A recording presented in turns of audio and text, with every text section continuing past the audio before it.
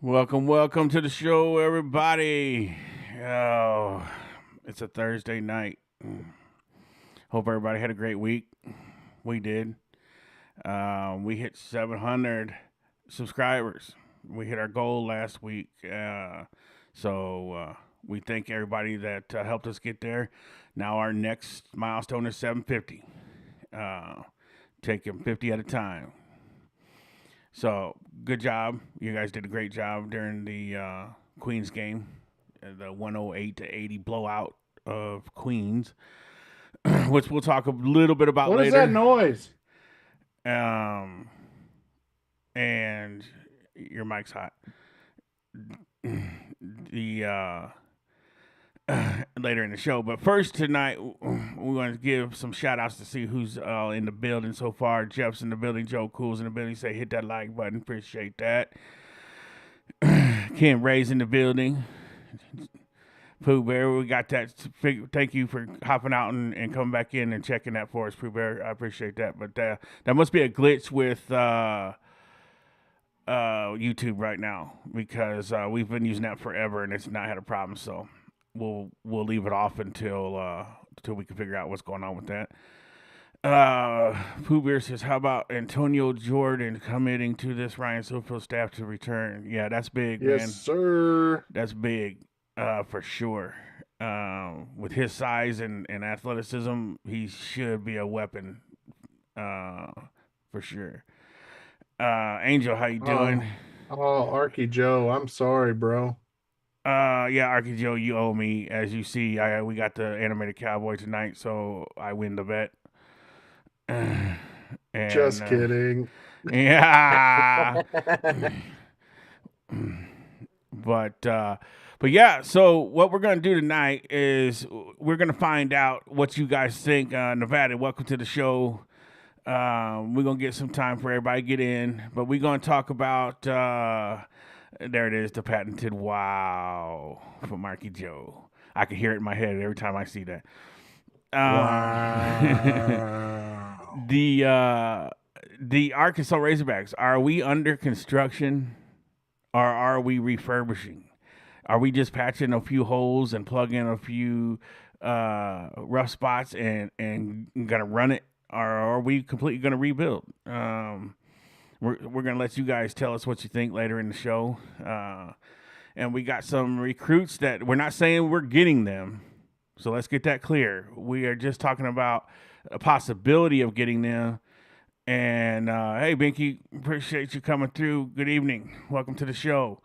We got open uh, chat tonight, so you don't have to be a subscriber to chat in here, but we would appreciate it if you're new to the show to go ahead and hit that like and subscribe button.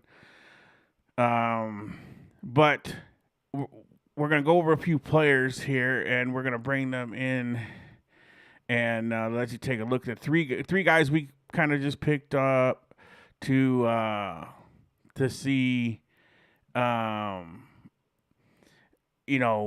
would it be nice to have them? Would you guys be interested if we were to get these guys? And we're gonna go through and tell you a little bit about what they are and what they're about. And when we do that, I'm gonna turn that over to my boy YT, of course, the football guy, and we're gonna go through and show you some particulars on these guys. And I think we're gonna start with our LSU O lineman Carius Kearns from our very own Arkansas. Is that right, YT? Yeah. Yes. All right, so let's get Born this and born and bred in Arkansas. here, and let me get you. Boom, there you go. It's all yours. Take her away. All right. Carius Kern, he was originally uh went into football into the college as a interior offensive lineman at 6'5", 300 plus. He was the number one kid in Arkansas, number three interior offensive lineman in the nation. Um,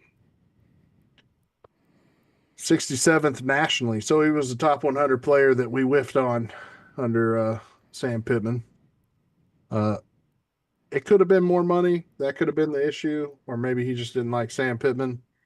I don't know. He was committed us up until May of last year, I believe, and he flipped to LSU right before a couple months before signing day. So, I don't but know how you let now, this guy get out of the state of Arkansas. That's all I'm saying. uh, not enough money, maybe. I don't know. Mm. But what's interesting is his first offer in high school in 2023 was from Ryan Silverfield at Memphis. So there's already a connection. There's already a foundation built there. So would not be surprised if we see Carius Kern come back home to Arkansas. Um, he started the whole entire year at left tackle for LSU. He did give up a few sacks, but from the tape that I was watching, most of those sacks were because uh, Garrett Nussmeier ran back like Taylor Green and didn't step up in the pocket. Um, but if we were to get him right now, he is the number one offensive tackle the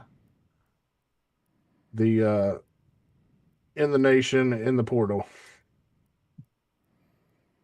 Yeah, Um, and we looked at some film on this guy last year that the games he got in on LSU, and he looked like he gonna be able to hold his own for oh sure. yeah, I was yeah. impressed with the way he could pull, the way he did in pass protection and in the running game. So he would This be a welcome addition to that offensive line here in Arkansas. this man was making decisions with little to no time to react. Yeah. Um, he's really good. That'd be a good get to replace our left tackle from last year. What was his name? Uh, Carmona. no, Carmono's left guard. It was the kid out of Georgia Tech. He was really good. I just can't remember his name for the life of me right now. Let's see. I Yeah, they're gonna get it. They're gonna. We already have a really good right tackle right now. Angel, Kavion Broussard. He. When we lost two right tackles, Kavion Broussard. Yeah, there we go. Uh, Yeah, Cam Robinson. Ken Ray said Robinson. Yeah. Yeah, Corey Robinson. My bad. My bad. Um, but they're probably going to put Kavion Broussard right there at right tackle. He's a really good right tackle, and he blocked really well for um, KJ Jackson. Our next player is out of Florida, and he's a defensive back. Uh, it, he go. It showed up as another name, not Jamrock, but it's his name is Jamrock Grimsley. He's a true freshman that got hurt. I believe he had an ACL tear in the spring, so he didn't get to play very much in 2025. But he is already entering the transfer portal. Really highly talented kid out of Tampa. Um, the only reason we put him on here is maybe he wants to follow Ron Roberts and his defensive back coach And I to think Arkansas. too the common thing with these three guys that we chose tonight is they're linked to coaches that we have here coming here to Arkansas or we have at Arkansas. Right. So it's a possibility that they enter the transfer portal to follow their coaches that they like. And I'm assuming this young man being a freshman is probably knows Ron Roberts' system and is comfortable with it and feels that he can come here and fit right in from jump. Uh, not saying that he's coming here. I'm just saying if he did come, he's probably going to have a little leg up on some other uh, guys because he's been in the system for a year. Right. I like this one right here. He's young. You can mold him. We're going to have apparently not confirmed but 4 defensive back coaches. So if 4 coaches can't coach our DBs, then I don't know what's wrong in the defensive staff room. Um, Not very many stats. He had the one tackle, solo tackle against Mississippi State. Uh, Not very much play time. There's a couple other defensive backs, but we didn't want to go through a whole bunch of list of players that might not even be coming here. Yeah, we're gonna wait till we can start getting a little more information and get an idea whether they may come or not before we go into showing you guys a bunch of needless information when it comes to Arkansas. But I like his size and height. So like a 6'2", 198. That's pretty good size for a corner, especially in the SEC. So you could either play him at corner or you could play him at nickel. To be honest. Jeff asks, is any word or at least a prediction if Oki will stay? This is one we need to stay for the Um, D line. Everything I've been seeing is Oki's been practicing uh at Arkansas. So if he's sitting there practicing and stuff and just posting little tidbits and clips, I'm thinking he's probably going to stay at Arkansas. Um, he probably got his medical redshirt year granted because of the knee injury early in the season. Um, so I think David Oki's going to stay. I think he likes the staff and he likes Ryan Silverfield.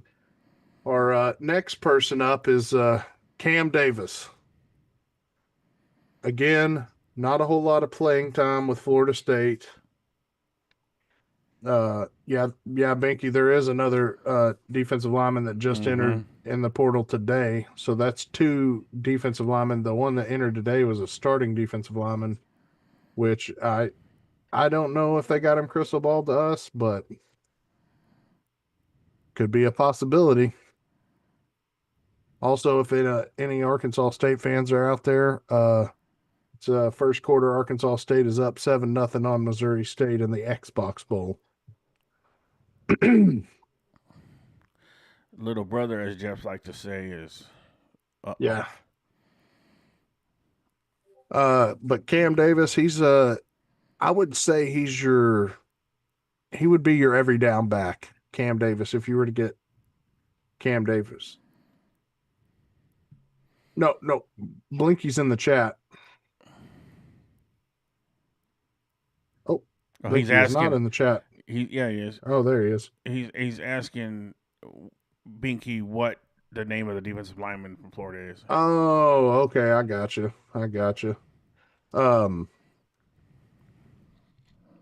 But Cam Davis is like your every down back. He's not as fast as Mike Washington. He might be. I don't know. From what I saw, he was pretty quick, but he had a pretty good little mean streak when he ran the ball.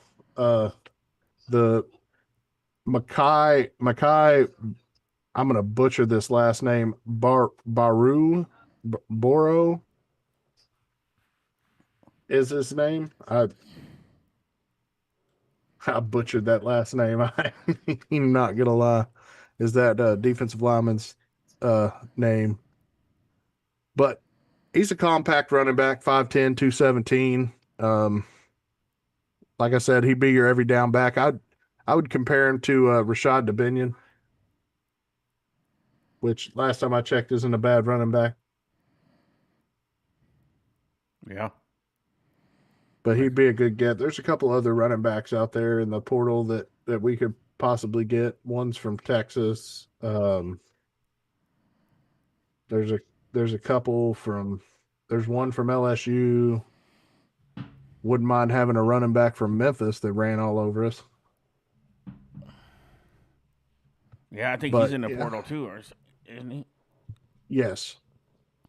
Memphis' a backup quarterback is also in the portal too, so that would be your cheaper QB to bring in. Yeah, and we know he can carry a 400-pound lineman 10 yards. Mm-hmm. But as of right now, Arkansas doesn't have very many players in the portal unless they're walk-ons or their name is Tavian Wallace, and Shaq McCroy. Yeah, I heard today on somebody's show. I think it was Trey Biddy, Biddy. Yeah, and we'll give him the credit for that. But I think Arkansas is one of the has one of the fewest total of guys entering the portal as of right now, and that's a good thing to me because that means the kids are buying into the all in and they're buying into the coaching staff that is being brought in here, buying which into that culture. yes, which is good. That means something's working right. So Hey, that's a good thing. you know what it kind of reminds me of, this little culture, and me and Sarge. I was brushing up on a little bit of Arkansas history because if y'all don't know it, Sarge is a veteran, and he wasn't here, and he wasn't an Arkansas fan during the early years of the Hogs in the '90s. And I showed him the redemption of Houston Nutt or something like that. It was about the Yeah. '98 It season. was called the Redemption, and uh, Yeah, and it showed what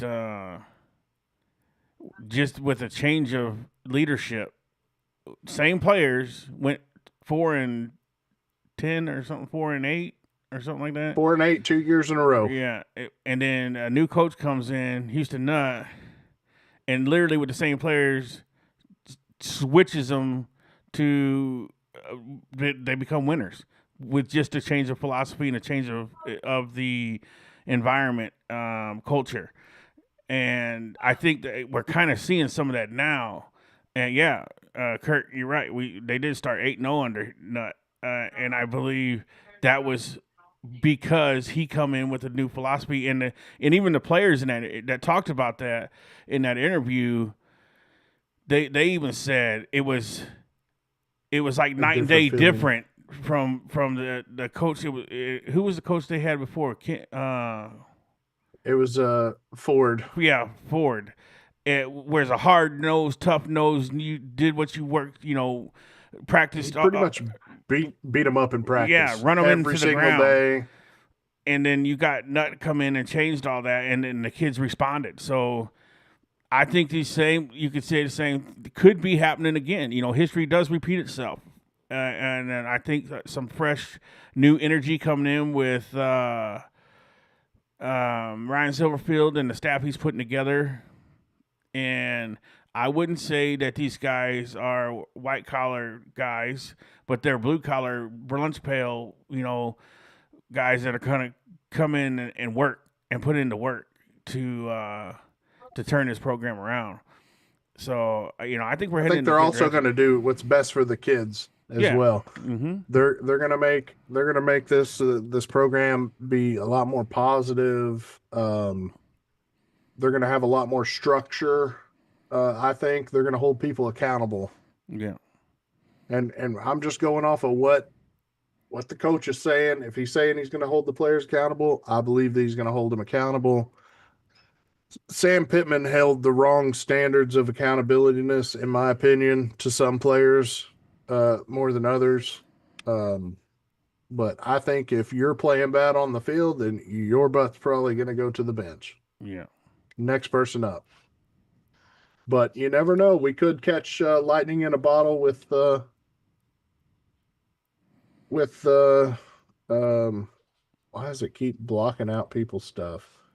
Uh, we That's could catch yeah. lightning in a bottle with Ryan That's Silverfield. We don't know. that's Streamlabs too.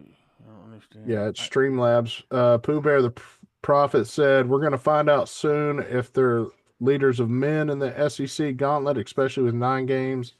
We'll know quickly with Georgia week 3. All right. Yeah? I got that turned off, Pooper. That ain't gonna say that again. Yeah, I don't know why it's blocking. That's not even a It's long message. yeah, it is, but And it's then Jeff said up here, sorry about this, fellas. Streamlabs is being weird. Jeff said getting more portal pickups may cause some to leave. I do believe we have 3 running backs saying they're coming back. 2 of the 3 quarterbacks saying they're coming back. Yeah. Um, in my opinion, I don't think they need to get a quarterback, but from what other Arkansas media covers are saying that they do need to bring in a quarterback. I think Trevor Jackson is a really good backup. What's up, Robert Williams?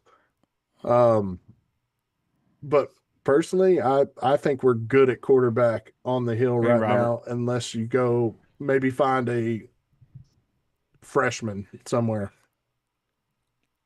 Like no, Connor, your philosophy is completely bogus. I would say I don't see If we spending a if we lot were of to get money one, I would on. say we go get a Division II quarterback. I don't say we go get a lot, spend a lot of money on one to just sit the bench. If Yeah, we could go get one to put a little pressure on KJ, that's fine. But ultimately, KJ should win this job unless something seriously goes wrong. your average quarterback in the portal, the base for a quarterback in the portal is 3 to 500,000 up to millions of dollars, and that is insane, in my opinion, to spend that in the quarterback room when we need more help on the defensive line.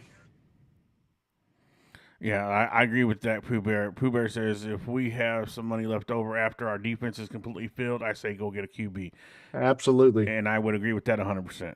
I say we need to go get about 5 Julian Neals for the secondary, and we need to go get eight eight surefire starters for the defensive line. Yeah, Kurt, it's probably going to be that. Yeah, it's probably going to be KJ or bust. We're And gonna. I think it's going to be KJ and boom is what I think it's going I to be. think. We are gonna ride on KJ. We're gonna find out how good he really is. It is.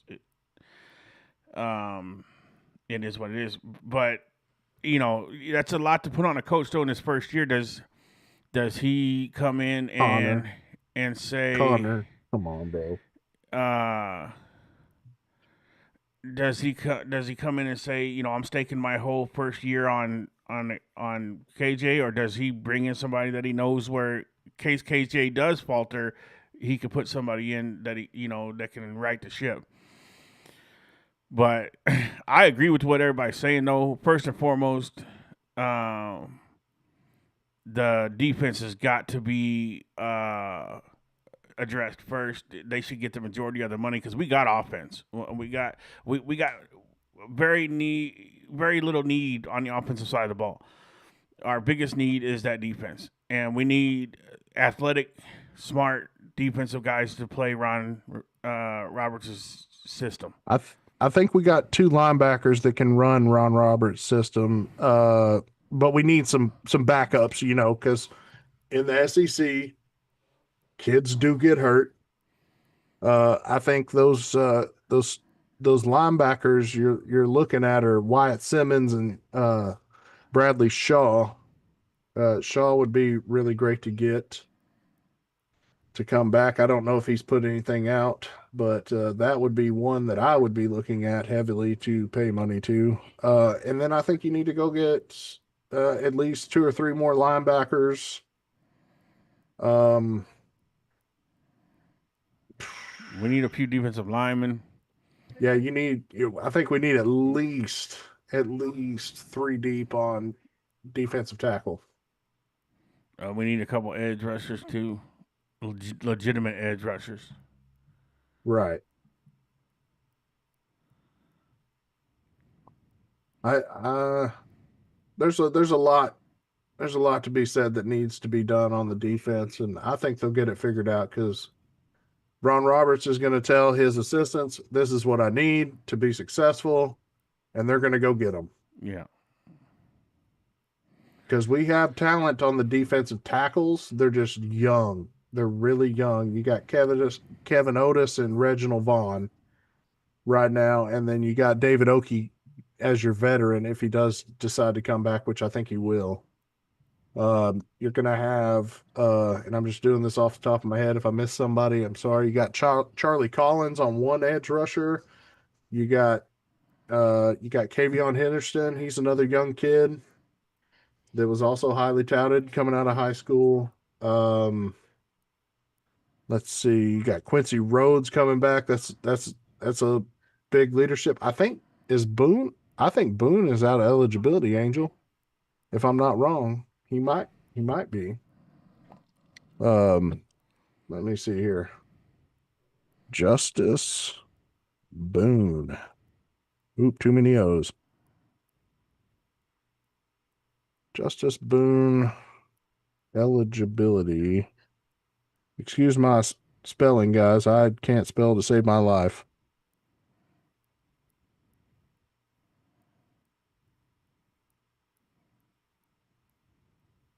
That is not a word, guys. You should be able to just pull him up on if you should have Yeah. a wiki page or something, be able to just and Let's then see see what here. year he Here we was. go. Here we go. Justice Boone did not do that much. Senior. Yeah, so he's done. Let's see. He's played all 4 years. Well, well. I mean, he could. Even if he redshirt, he could have one more year. He could. He didn't. Well, it depends on how many games he played right Right. here. Let's see. Game log. Here we go. Let's see. What was his first year? He only played in 2 games, but he got no red shirt. So that means he's out of eligibility. He had an ACL in 24. He still played 10 total games. I don't know if yeah, because he played more than 4 games, Angel. Yeah. Yeah, Pooper says him and Philip Lee are both out of eligibility. Yeah, I mean, but we got some great young talent coming back that could be coached up to be better. They Yeah, need to get some more but you're weight still gonna on have Charlie to Collins. you're still gonna Yeah, have you're to still get going to have to guys get some people that are ready to play right now. for sure. Well, Charlie Collins is ready to play right now, in my opinion, as a part of that defense and the one like the Jack linebacker that we talked about a couple streams ago. I think he'll be ready to be a stand up edge rusher on this team. Kavion Henderson needs to get stronger and stuff, but he's got a bright future. We got pieces around. We just need to get a few other puzzle pieces, if you get what I'm saying. Yeah, I think we got put a whole puzzle together on defense, but we got a few pieces to get on offense. Would be the my assessment of the team so far. I think we're pretty set at receiver. You know, you might get one, um, you know, dominant receiver that has some experience. You know, some real playing time, and then you roll with your guys you got. Um, Absolutely. you know, get you a few offensive linemen, and you know your running backs, which we know we got Russell, uh, We got Hodges and coming in. I think they only need to go get like maybe 2 portal running backs. I I don't want to see a whole bunch of money wasted on the offense. no, not this year. And I'm not saying it's wasted now. I mean, Well, if you can go get a surefire receiver, is go it get you not one. is it not wasted if it's just sitting We on the do bench? we do need a couple tight ends. I will say that. And we need a few offensive linemen to make sure that they can push these younger guys that we saw playing and starting in these games. We Well, and need I that. always said too, man, the only way you're gonna get ready is to get out there and get into the game. You know, you can only practice so much. You're gonna have to get out there and get real game reps, and we're gonna have to see what you can do when it counts. There's some of these guys that are we're gonna have some growing pains with, but you know that's to be expected with these young guys. But as long as they're advancing each week, getting better, and learning from their mistakes, then I can go with that. It's you know guys that are continually messing up and not getting any better, then okay, you're gonna have to go sit down, son, and we're gonna have to put somebody in there that knows what's going on. Right. But yeah, I agree on that. I I agree with you, Ken Ray. I think that they only need one, but I have a feeling they're probably going to go after two, even though we have Settles, Russell, Hodges. Did I say Settles?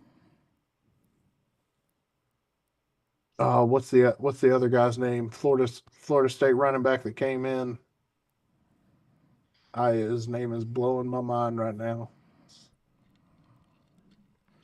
He's the smaller one. Sorry, I was looking Does at anybody in something. chat remember? Who you talking about? Rodney Hill. There we go. Rodney Hill's coming back too. Yeah. So, Rodney Hill can run the ball. We got a stacked running back room. AJ staying. AJ Green? That man would be a 7th-year senior, almost, or a 6-year senior. Yeah, I think he's done, and I don't think he did anything for us really this year either. But he already burned one year of medical red shirt, and that was the year he was at OSU. Ken Ray. But I mean, there's a lot of times like we didn't use guys that we could have used. We didn't put guys in positions to succeed in this last coaching regime. So I mean, there could be some gems in the roster we just don't know about because we haven't got to see and they ain't got to get on the field. Hey, there's Tonka Todd. Welcome to the show, brother. He says Hogs need 3 defensive tackles, 4 defensive ends, 3 safeties, 6 cornerbacks, and 4 to 5 linebackers. That's about defense. What I said. And yeah, I could agree with that. You not only need surefire starters, you need backups. Hey, welcome, little Joker. Pooh Bear, I don't think that Rodney Hill would go with Bobby Petrino for the simple fact that Rodney Hill's original running backs coach came from FSU and is now at Arkansas. Yeah, we do need tight ends. Robert Williams, I think we need about 2 of those. Yeah. Two tight ends. Unless we don't get Platt to stay, then we're going to need about 3. Unless they move Monte Harrison, which I think he's a perfect size as a tight end for a vertical threat tight end because he's already 6'2", 230. Yeah, he could be. No. Rodney Hill came from FSU to Arkansas. Platt is staying, Ken Ray said. Good deal. Yeah. Harrison needs to play safety. Come on. We already got not Monteric Brown. Good Lord, I would love to have Monteric Brown.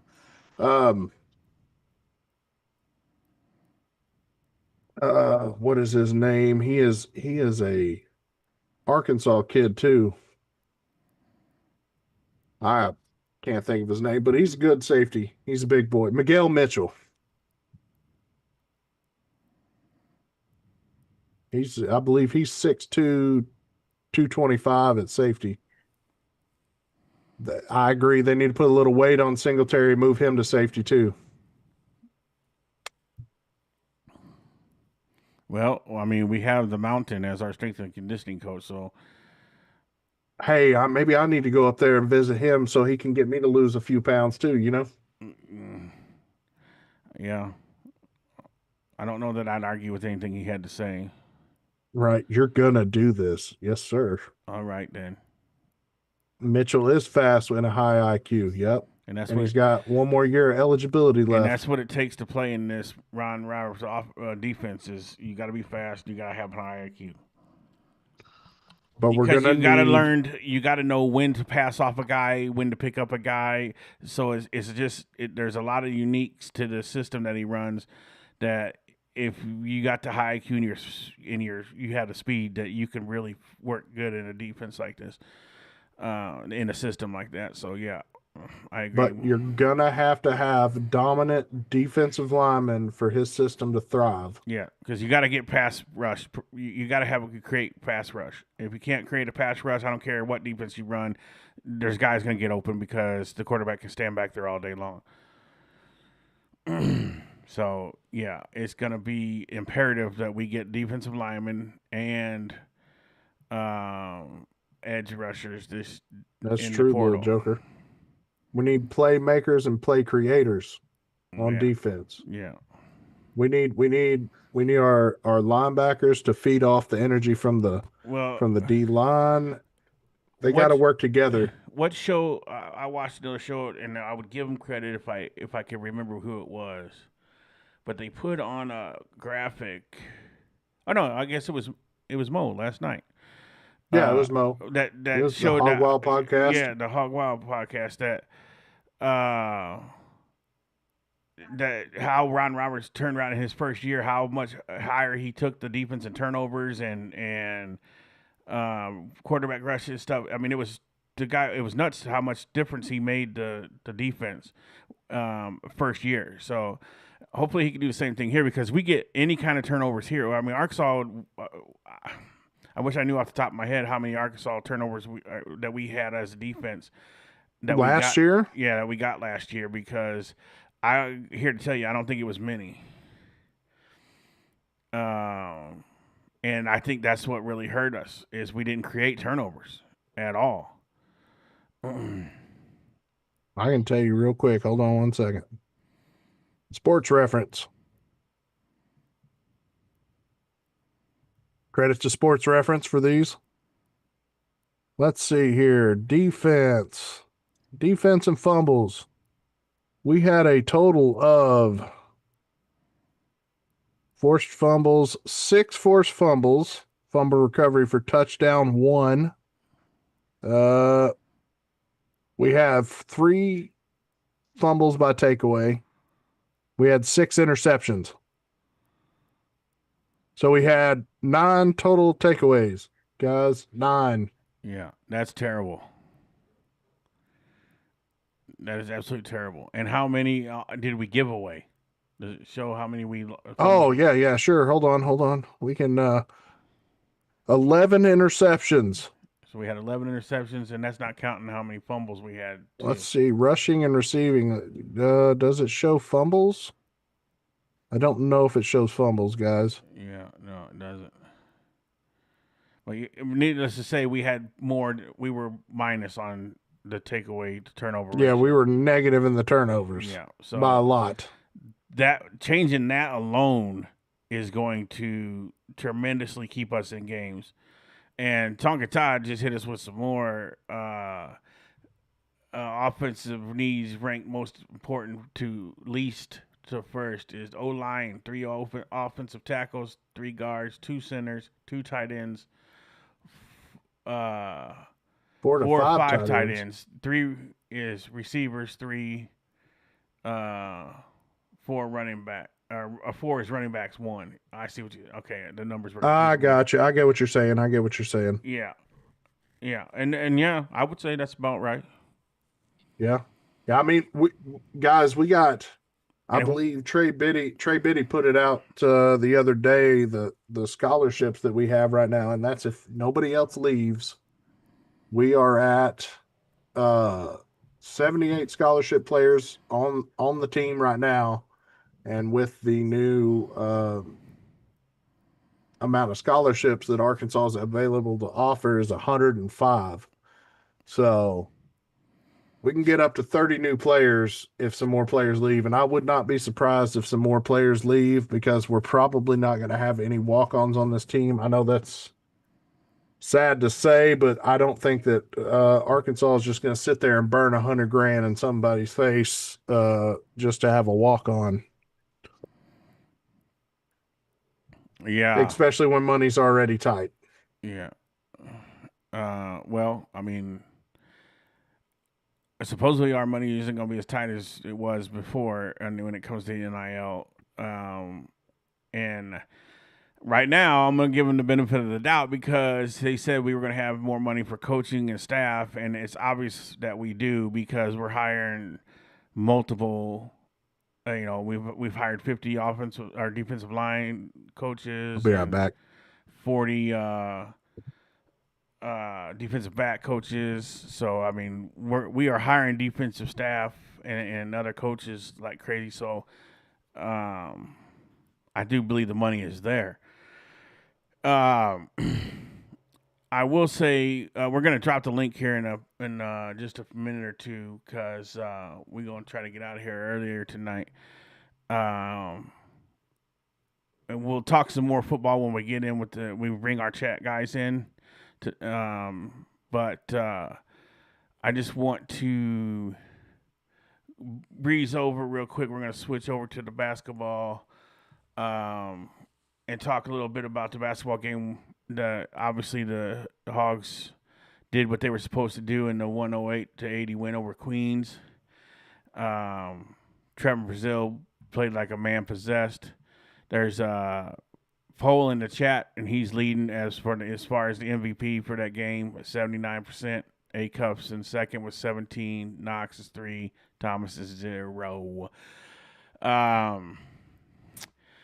I do believe Trevor Brazil. If he keeps playing like this, Trevor Brazil is going to take us, help us win a lot of games.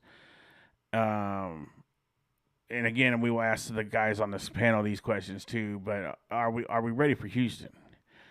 And in my opinion, we are. Houston has basically 3 guys, but we match up. We got more depth than Houston, according to what the stats on the page says. Their leading scorer is Sharp. He averages 17.2 points a game, which he matches up against Acuff, who's averaging 18.2 points a game. I did hear that one of their bigs is possibly out, Sarge. Oh yeah, Possibly. I didn't know. It didn't get confirmed by Connor Goodson today that I heard. But it's possible that one of their bigs is out. He didn't name a name. oh, okay.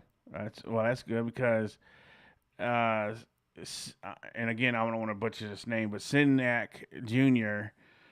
Averages 7.5 rebounds a game. Trevor Brazil averages 7.1. So they're washing each other out. And again, Acuff is our assist guy. He's dishing out 6.1 assists per game, which he's just coming off a double-double. He had 10 assists in the Queens game. And they're averaging 5.1 assists a game. The measurables, the tail of the tape, the points. Arkansas averages almost 90 points a game, 89.9. Houston only averages 78.2. But the points against, Houston is averaging, holding people down to 57.7 points a game. Arkansas is giving up 73.2. So they don't score a lot. Houston don't, but they don't give up a lot either. Their field goal percentage is they shoot 45%. We shoot 49%. Rebounds, they edge us out 39.4 a game. We got 38.5. We edged them out in assists, 18.1 to 17.7. Blocks, we dead even at 4.5 apiece. And steals, they average 9.5 steals a game. We average 8.5. The good thing about Arkansas is we don't turn the ball over a lot. So, we play fast, and we don't turn the ball over a whole awful lot. When we do, a lot of times it's because of our own mistakes. Notable games for Houston that they've played. They beat FSU 82-67, Notre Dame 66-56, and they lost to Tennessee 76-73. So I would say Arkansas has played the tougher of the 2 schedules so far. We lost to Duke 80-71, but we had that game all the way till the last couple minutes of the game.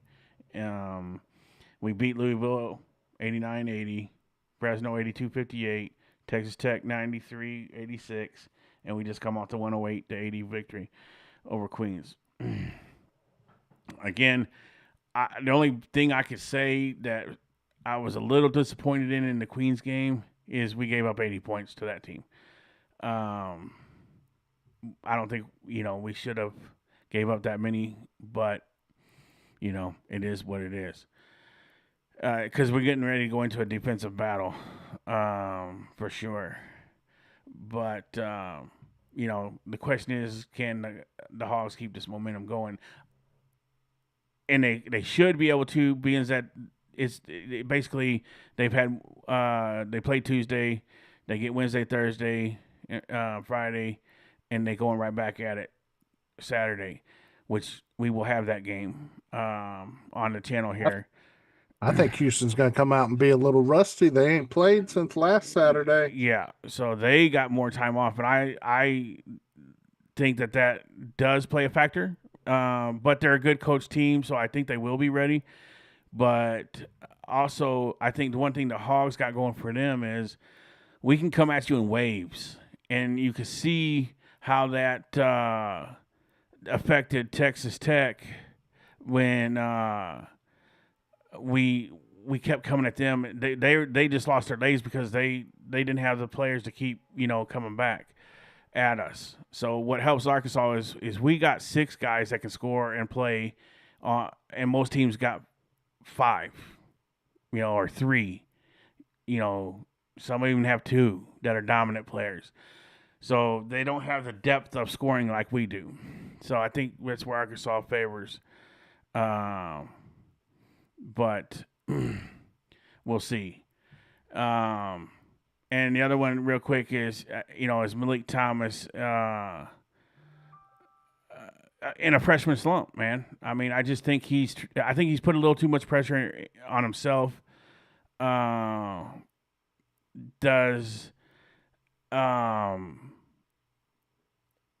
His slot selection, I think he's making things harder on himself because he's too worried about what everybody else is thinking about him or living up to the hype over his name.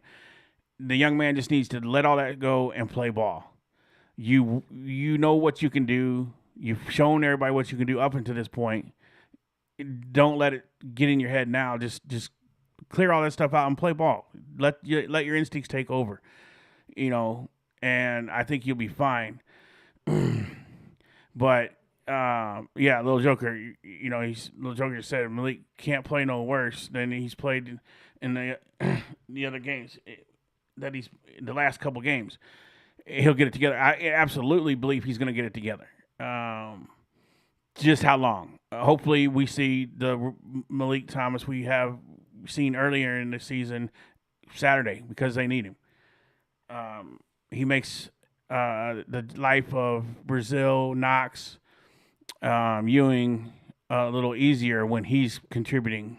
At a high rate, like when A-Cup is doing his thing. A-Cup is just showing everybody in the country why I think he's going to be a potential lottery pick. Because he's just knocking people's heads, man. Dude is just... I think he has a chance to be a freshman All-American. Yeah. I mean, they're going to have to put some respect on his name before this year's over with. And yeah, I agree with Little Joker there, Tonka. I don't believe that it would hurt him too much because Houston is ranked 8th and we're 14th. So, but who have they played? Well, it's some could say well they shouldn't even be ranked 8 because they ain't played really hardly anybody. But like Vanderbilt. Yeah, Vanderbilt's 10-0, but Vanderbilt's played, Duncan Hines. Memphis is their toughest opponent that they've played. Yeah, and they had to go to overtime to beat them. And so, I'm not too much worried about them. But anyway, that's over the basketball for the Queens game real quick. We just wanted to breeze over that because, we've heard that there's been breakdowns on it, so there's no need to keep hashing it. So I'm going to drop the link. We're going to get the boys in here, and we're going to talk some back to football and basketball and a little bit of everything. So let's switch over to the interview room. then when they start calling in, we will get them situated and get going. But you know, what would you say, YT? Do you think we're in a rebuild at Arkansas, or do you think it's just a refurbish? I think you got a lot of key pieces that are coming back. In my honest opinion, I don't think it's a rebuild more than it is a refurbish or a restore of a football program. Because if you look at the games we lost to how many teams are in the playoff that we lost to? Texas A&M Yeah, and Texas or not Texas? Texas A&M and Ole Miss, Yeah, and we lost to both of them by 3 points. yeah. So, and we had a lot of 3-point losses. We had one touchdown loss. I think combined together, we lost all of our games except for by 11 the points or Fighting something, Irish. right? This, I think it's 14, 14. and that's with Taylor Green's turnovers. All right, we got Coach Broccoli coming in tonight too. That's what I'm talking about. Uh-oh. All right, my man, Coach Broccoli. It's good to see you, bro. Oh, look at the power of the beard. Yeah, the beard. Mm-hmm. And the vape. Coach Broccoli, in memory of you, I joined the vape club. I talked him into getting one. And Coach Broccoli, in memory of you, I still got the chewing tobacco. Because I'm a redneck. Hey, what did you think of that defensive breakdown that I shared to you of Ron Roberts explaining his defensive philosophy on that? Well, once I saw where his mind was, it perked my interest, Mm-hmm. and I started doing some more digging. And I have new thoughts on Roberts. Oh, Okay. Care to share? Oh, right now? Sure. Sure. Hey, bro, we missed you. We missed you, so we want to give you some we time. ain't heard Tonka Todd's thoughts in a minute. My sunshine has been missing, bro. It's been cloudy days since you've not been here. Let me see. Well, number one, his defense is actually incredibly simple, which means you can learn it within like a couple of days practice. You understand what your role is on the defense, right? The weak point, his defense is all 11 on the field play single gap defense. It is a 6-2 philosophy, and I know Joe here is going to know what I'm talking about. It's a 6-2 single gap style defense, but that's all 11 players have a gap. That means your safety has a gap, your corners have outside contain, and I started doing some digging into some of the funky formations that he uses, and all of his formations are based off of a 3-3 defense personnel, which means he has three safeties on the field, and I believe that's why you have so many defensive backs coaches coming to Arkansas. You could have possibly up to four. So you would have one for your two deep safeties, right? For your jump safety and your boundary, right? Which is normally your strong safety, right? So you have one coach for them, and then you would have another coach for your third safety because his responsibilities would be completely different than your two deep.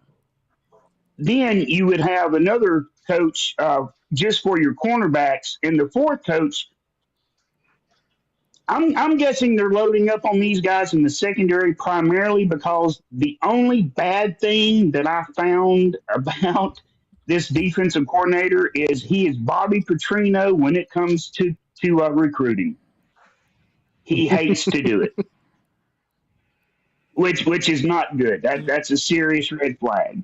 But hopefully these other guys can come in and pick up the slack, and hopefully he can close deals on the defensive side. But at the end of the day, it's going to take 3 years to fix this defense. Oof. This ain't going to be an overnight fix through the transfer portal. That ain't happening. Will the defense be better than what it was this year? On paper, it looks like it should be.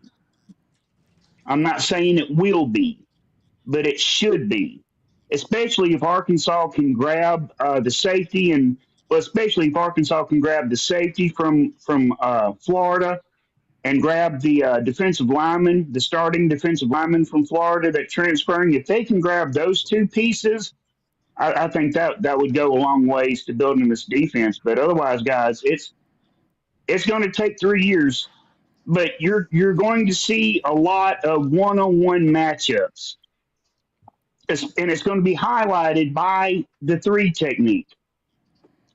That's something he and I share is the importance and love of the good three technique because that's the straw that stirs the drink in his defense. All right, that's a breakdown for you right there. So let's start with the first question of the night for the panel here. We'll start up with Connor, and we'll just work our way around. Connor, do you think Arkansas is in a rebuild or a refurbish situation? Are we just putting a little bit of paint on the walls and gonna roll with it, or are we gonna gut the house and rebuild it? And mind you guys, this guy wants 4 long snappers on the roster. Yes, please, give them full scholarships and make sure that they know how to snap the ball. That's a necessity, man. I promise. No. Add $1 million a piece too. Oh, Hey. Jesus. Why don't at that point? Listen, I'm fine with signing a water boy, giving him full ride. I mean, he's earned his spot. He's been there longer than anybody else. Mr. Consistency. No, we're in a refurbish thing in my mind because you already have the tools and the pieces you need on offense. That framework is there. You just have to build off of that, and you have pieces from the defense returning that you can work around and build a defense around with Quincy Rhodes and with some of these other D-backs and these well, I don't know if there's actually any D-backs returning or not, but there's a couple of the kids, like I know you posted a linebacker that's returning that played this year, significant role. Wyatt Simmons? So, yeah. So you've got, now granted they're not, I'm not saying this is like, oh yeah, we just need 2 or 3 pieces and defenses are going to rock and roll. No, that's not what I'm saying. But you can find the yin to Quincy Rhodes' yang, if you know what I'm saying. All you have to do is find a couple pieces here and there that can mesh well with these guys you already have on the roster, and you're good. You may not hit the ground running, but you'll be good to go. Give it year 2, figuring out what you're going to do. So I think it's refurbished more so than it is a rebuild. Yeah, you're going to need a nose tackle that's going to blow up that center of that offensive line so Quincy Rhodes can come and smack a fool on the side. Yep. Or the other linebacker or the other defensive end that they get. All right, Joe G, what do you say? Ooh, Joe G going with the Teen Wolf look tonight. Definitely. Well, I didn't want YT to be the only grown man in here with a bun. So all right.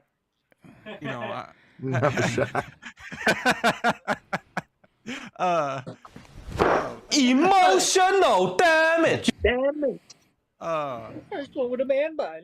I think it is. I think it's definitely a rebuild, and the reason why why I say it's a rebuild, when you refurbish, you're just coming in and changing the way it looks. When you're rebuilding, you're stripping it down and replacing, coming all the way from the bottom up. And when Silverfield's first day on campus, he came in and he said, "We are changing everything, including the light bulbs." Mm-hmm. And he started unscrewing light bulbs. That is a rebuild. That is a coach that says, "Listen, everything that y'all did this year is gone. Y'all see that didn't work. So if you want to continue that way, there's the door. Or you can stay here and I'm going to rebuild us into a winning program because you're good enough to win. You just don't have the discipline and the mindset. And I'm going to change that." And he started by literally rebuilding from the outside in to really show this team and I think the state that when he's coming in to fix things, he is fixing everything. If Sam Pittman, like the GM or whatever light bulbs, no, he's switching to a different brand. We're changing everything. And with that, the kids have seemed to bought in. And when you can rebuild a program and keep the foundation, you're already ahead. And I think by keeping the solid pieces, the guys coming back, I think the foundation's there, and he's already started replacing everything on top. We're going to see a completely new house next year.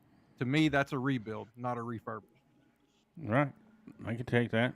And I think getting rid I'm not saying it's good or bad to get rid of Shaq McCroy. I just don't think Shaq McCroy is a SEC tackle today. Yeah, no. I think he's I an wouldn't say SEC that. tackle. I I don't think that he had the quickness in the footwork to run the system that Silverfield wants to. Him telling him Exactly. he can go is not saying, "Shaq, you're not good enough." It's, "Hey, I'm winning next year, and you need 2 years worth of work. So if you're not prepared to sit on the bench and learn and get better, then you need to find a team that you can go and play for." And that's what he did. Well, and too, and And I they think it probably helps didn't want to freed pay up, that price it tag. frees up a lot of money. I was going to say too there. Well, how That much boy were we wasn't even cheap. paying Shaq McCroy? Almost $500,000. For what? Yeah, thank you. There you go. Why were we paying $500,000 for Madden He's Niamaliava? a tackle, and the only good thing you can say about the guy is he's got a rushing touchdown. Yeah. Yeah. I mean, That's don't get me wrong. He had the intangibles to be a good player. He just didn't have it right now. He's got it in him. He just needs somebody to bring it out of him. And we didn't have the coaching here to do it, and we don't have the time to do it now. So it's best for him to move somewhere else where they got the time and to do it instead of us spending resources where we could get better faster. I mean, agree. right now, as I he's see gonna it, be a pro. Yeah. right at now, some as I point. see it, you're gonna have Broussard, Branham, Kittler, Cash Courtney, or Blake Cherry, and then you're gonna have to go find Carius Kern if we get Carius Kern out of the portal.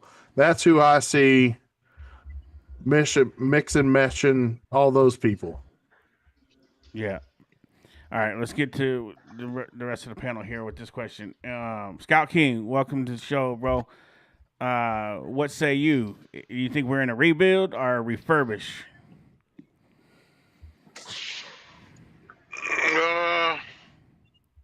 Little bit of both. It's a tweener, Yeah. I believe. Because like I say, it's clear to see that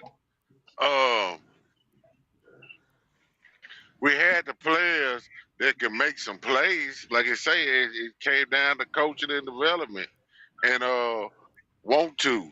You know what I'm saying? And like I say, what we saw a lot of this year was players run out on the field. You got to have 11 on the field. Sometimes you can have 10. Sometimes you can have 12. So when you got that type of problem going on too within the season, that means people is not on the same page and players doing what they want to do. Right. And we get the outcomes that we get. Cause like I say, just running our 11 on the field, it don't guarantee a stop, but it give you a chance if you know what you're doing. Yeah. And like I say, at all our positions, we didn't have no bad looking players like, oh, he don't get out there, he undersized. We didn't have that problem. See what I'm saying? Mm-hmm. So if you're running a bunch of size players out there like we UAPB, you know what I'm saying? We know we ain't gonna hold up as long as we want to. But that wasn't the case. The case with us was the coaching and players doing what they wanted to do. Yeah. They're not bought in and listen to what the coach is trying to tell them to do. If you do what we tell you to do, and you study, and like I say, put more effort into what's going on, we could have had a whole different outcome on defense this year. I mean, we seen the film is the film. Everybody seen the low start when I first started asked when we first got on the show in the spring, what y'all think about the Arkansas Grill? I said, I don't see a bunch of loafing. I call that right out the gate. How they moving around in practice. So that shit carried all the way through the whole season. Yeah. I would agree. And at times it was like T. Will just told this guy, "Hey, just go cover somebody. You know, just go out there and cover. Just try to cover somebody. I don't care what you do. Just get out there and cover somebody." So you're right. I don't think they had so much as a system at some points in last season, but I do believe that's all about to change now. So yeah, Ken Ray, what do you think, man? You think we're rebuilding? Are we refurbishing? We just gonna paint this girl up and send her out there on the streets, and what we gonna do? I think it's a little bit of both. I think what you're going to see is when they go into the portal, they're going to go find a number one receiver. That has to be tops on their list. They probably have to get one or two more offensive linemen. Maybe one or two more tight ends and possibly a running back. Outside of that, it's strictly defense. There will not be a lot of players leaving this team due to the poor performance last year or this past season. Mm-hmm. I think they need to pretty much get rid of the whole defensive backfield. Get rid of all the DBs and bring in a bunch of new guys. Preferably guys that's been in Ron Roberts' system, so it's easy fixable on the back end. Now, You with want to get rid of Miguel linebacker, Mitchell, though? no. But pretty much a lot of everybody else. I get what you're saying. And then put players that's been playing out of position like Singletary. He's not a cornerback. He's a safety. He's always been a safety. Singletary a bum. No, he's playing out of position. You couldn't even hold his jock strap. Calm down, Connor. That's been key for a lot of the Pittman. Oh, hold on, Scout King. And that's been key for a lot He's of a Sam 5-star Pittman teams. It ain't about being a 5-star. It's also about you playing the right position. You can be a 5-star all day, but if you in the wrong position, then your talents ain't gonna show. That's facts. Yeah. If you ain't put in a position to succeed, no matter what you do. It's the same thing with Hudson Clark. Hudson Clark couldn't play man for nothing. Right. You moved him to safety, he looked like a different player, and then he learned how to play man. Play him in zone. Well, that was You the play reason him in Larry zone, Worth though? looked like Ooh. crap this year. Larry Worth is a outside linebacker. He is a rush end as an outside linebacker that you can drop in coverage. He's not a safety. Yes. When you're playing out of position, you get exposed. I don't care how athletic you are. Yeah, that's a fact. Sawyer should have been playing outside linebacker too. I do want to say this, chat. If the stream does go down, I know Sergeant YT apologized. Sergeant may not know it, but he's got 45-mile-an-hour winds right now, and there's over 15,000 people without power from Fayetteville to Mountain Home. Yeah. So, literally, if I open my front door and you ain't holding on to it, yeah, it rips it off. It's like super windy up here, and we do lose power on a bright sunny day sometimes because of the wind when it blows hard. So yeah, hopefully we've been good so far, and it's been doing it all day long. So we've been good so far. But just in case something like that does happen, just know that it's a weather related deal. Yep. Hold on. Let me finish real quick. Yeah, go ahead. The linebacker has some pieces, but they don't have any playing experience. Yeah, Simmons said he's coming back, but he played on special teams. He didn't really get any game time on defense. But when he And that's did, what he worked though. He put in he work though did, when he was but on the field. he didn't get the meaningful time. Like he was just out there in mop up duty. That's it. That's not enough. Simmons, has Shaw said anything about leaving? I haven't seen anything about him posting anything about leaving. Nothing. Sorry. Shaw I had heard was definitely coming back next year, but take that with a grain of salt. Right. I So think Xavier and Sorey going to be with Texas A&M next year. God, I hope so. I mean, boy, that would Xavier be bad. Sorey is going to the NFL draft. He has accepted his Senior Bowl bid and will be declaring for the 2026 NFL draft. Oh yeah. Well, good luck He to the young man. Yeah, that's what I say. Absolutely. But we have appreciate pieces there. He's like go ahead, he's like Tagovailoa at Miami. He gone. Yeah. Send him to Cleveland. What? Oh, don't wish that on that poor boy. They traded him for Deshaun Watson today. Ooh. This late in the year, you can't do no trading. You better look it up. Miami traded him for Deshaun Watson today. Hey, if they got Deshaun Watson. That's not legal to do that.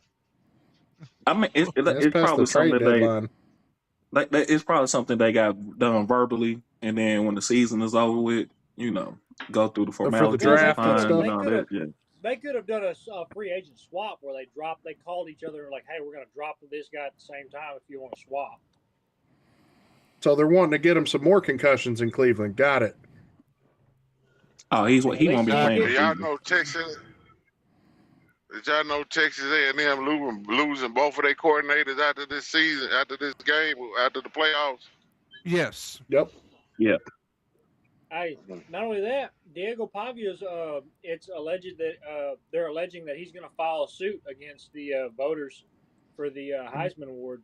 He can sue all he wants if he wants to waste his money, then let him waste his money. It's just been reported that he's gonna file a suit. I'm like, go for it, bud. Will Muschamp is the new defensive coordinator at Texas as well. Ooh. Ooh. Tighten up. All right, let's go. All right. Let's continue on here. We're getting sidetracked with NFL stuff.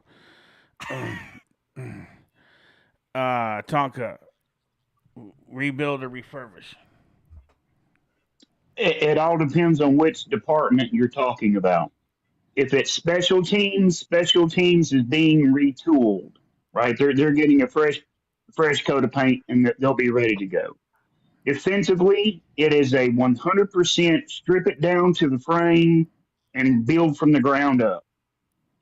Offensively, the offense is more of a refurbish, right?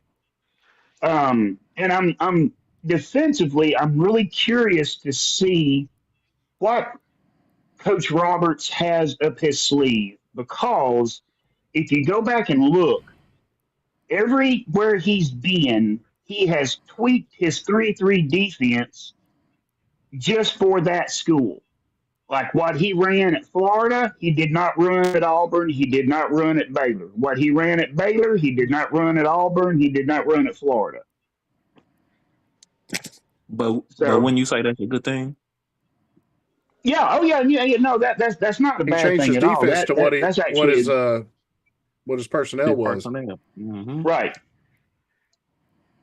He's very versatile. I'm just hoping when it we comes don't to see any defense. more of that. I'm just hoping we don't see any more of that spread, god awful, leave the B gap open that he ran at Florida. That was the mint front. I'm sorry, that was atrocious. Yeah. So we'll start with you again, Tom. Kind of go right around back up to the top to Connor on this question. What grade do you give the program so far on the staff hires, on all the staff hires so far? How do you think the I don't program is know if doing? I don't know if you can grade them right now. I don't think you'd be able to grade until they've been here for a Not couple of years not on their and they body put of some work work, in. not on their body of work, just on the staff hires themselves. Oh, just on paper. Yes, yes. Because you're right. You know, until we see them what they're actually implementing stuff, it is hard to grade them. But I mean, just as the university changing from what they last year's debacle to this year, what would you say the grade is comparatively? Well, I'll break it down like this. They 100% upgraded on offense with the offensive coordinator. I believe the offensive coordinator being brought in is better than Bobby Petrino. Yeah, Bobby lovers, choke on that for a minute. Um, Defensively, 100% an upgrade. At this point, I think you could have trained the gorilla to call plays, and he would have been an upgrade over T. Will. Special teams wise, I think we upgraded. Well, I think Arkansas upgraded there too. Um, Overall, man, I would. This may shock people, but on paper, especially if they hire that fourth defensive backs coach, because I really like that fourth guy on that list. But if I would say, and this is going to shock some people, so sit down, including the head coach, a B minus. Ooh.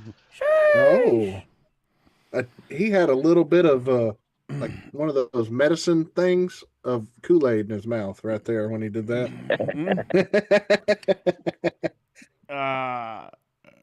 Ken Ray, what do you think?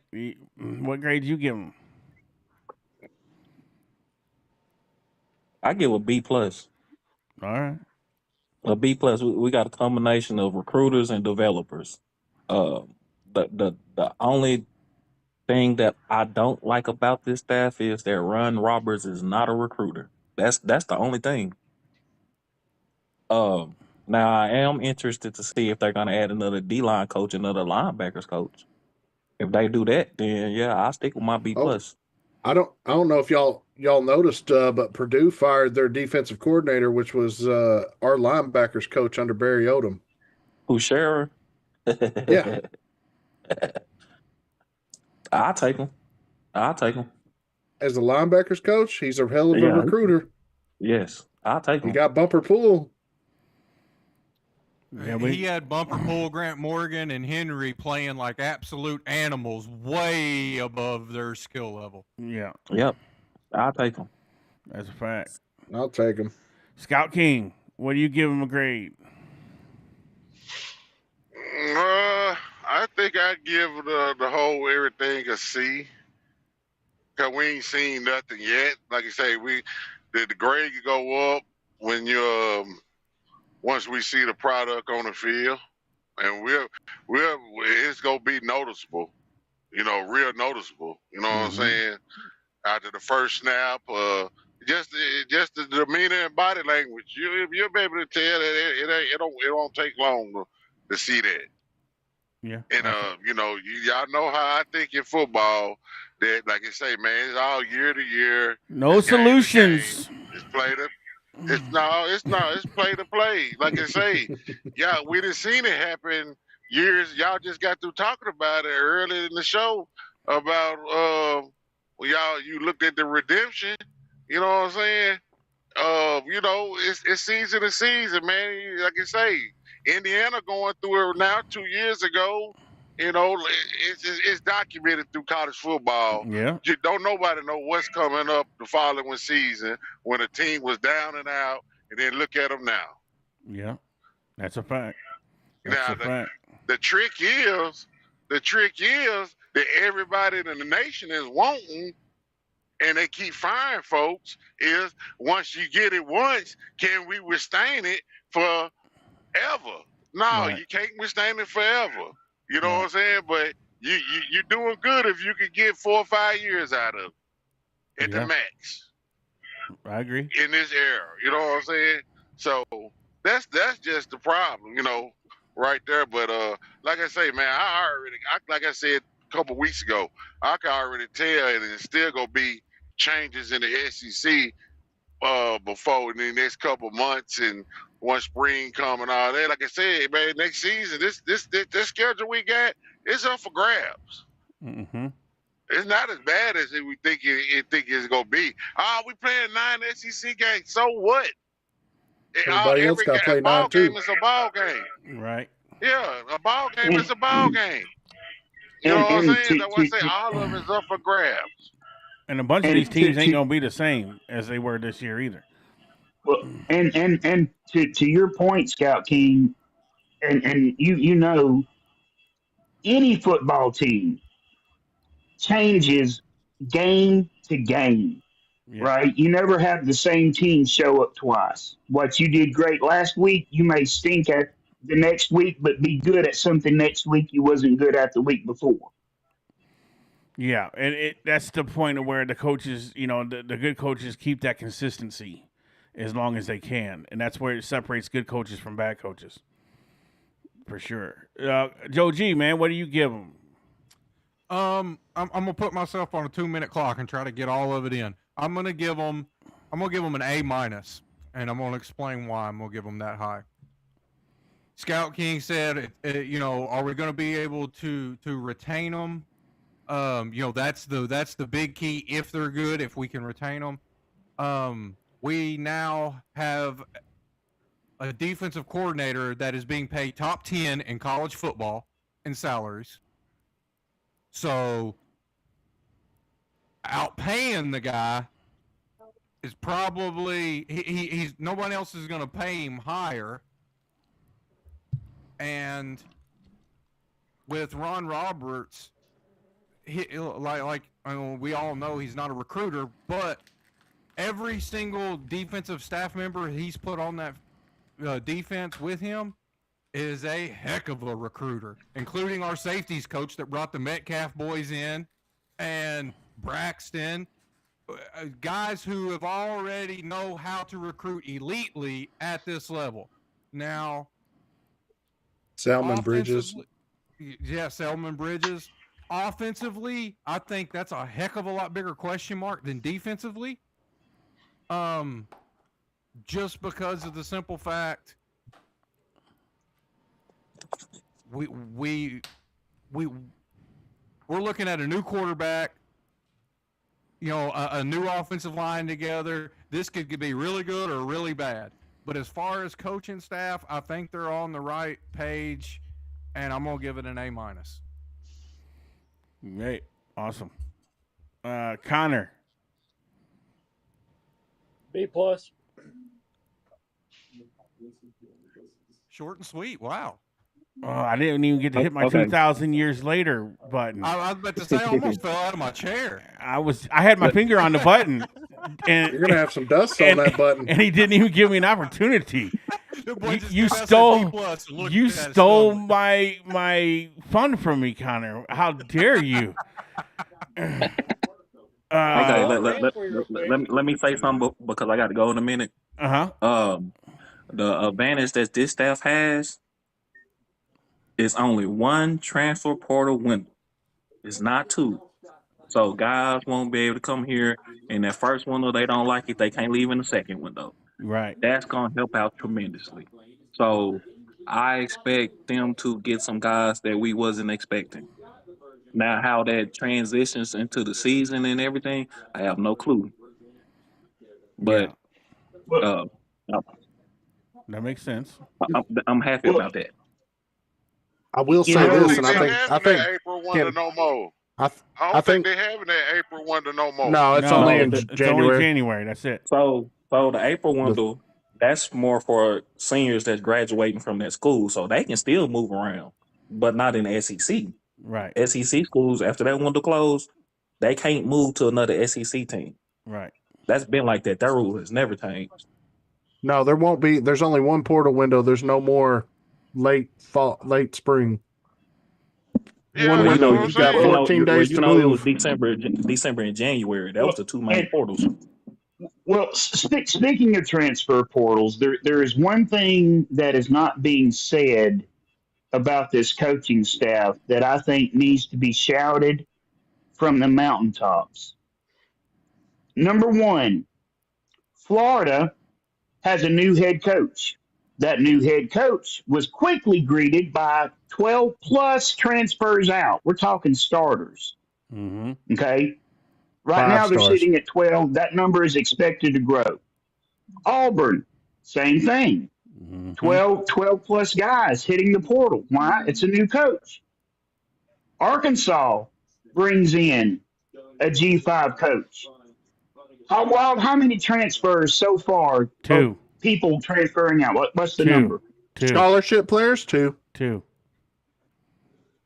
That's all been Wow. lost. Did y'all know for the first time since the transfer portal thing started, Arkansas actually sits at the bottom of the SEC with number of people leaving? Yeah. Yep. Yeah. I brought You that know up who's sitting at earlier. the top right now is Florida and Texas. Yeah. And what that screams to me more than anything else, for the first time since Bobby Petrino, way back in the day, he would have been the last one. But for the first time since then, Arkansas has not just one coach, Arkansas has a group of coaches that bring solid leadership to a football program that has not seen leadership since Bobby Petrino. Yeah. I believe it's a proof of buy-in. The kids are buying in. I gotta respond to Pooh Bear the Prophet. The portal hasn't opened yet, and I'm not saying that we're bragging, but most of these kids, if they were going to enter the portal, they would already Hayes Fawcett would have already posted it and been like, yeah, this person's thinking about leaving. If you see it, you got Florida, you got Bama, you got Texas, you got Missouri's starting quarterback just entered the portal. It only helps the player to get his name out there beforehand because it gives chances for other schools. You don't have very many time. Right. So the earlier you get your name out there, the better. The longer you wait now, it hurts you. Because where that transfer portal is right now, you have to be enrolled in school like by 2 days before it closes. I think by the 12th of January. If you want to go in early. Yeah, by the 12th of January. I saw something this year that said that Prabula had earlier that after he entered the portal that he was leaving to go play for a Big Ten team. Hey, did you raise your hand?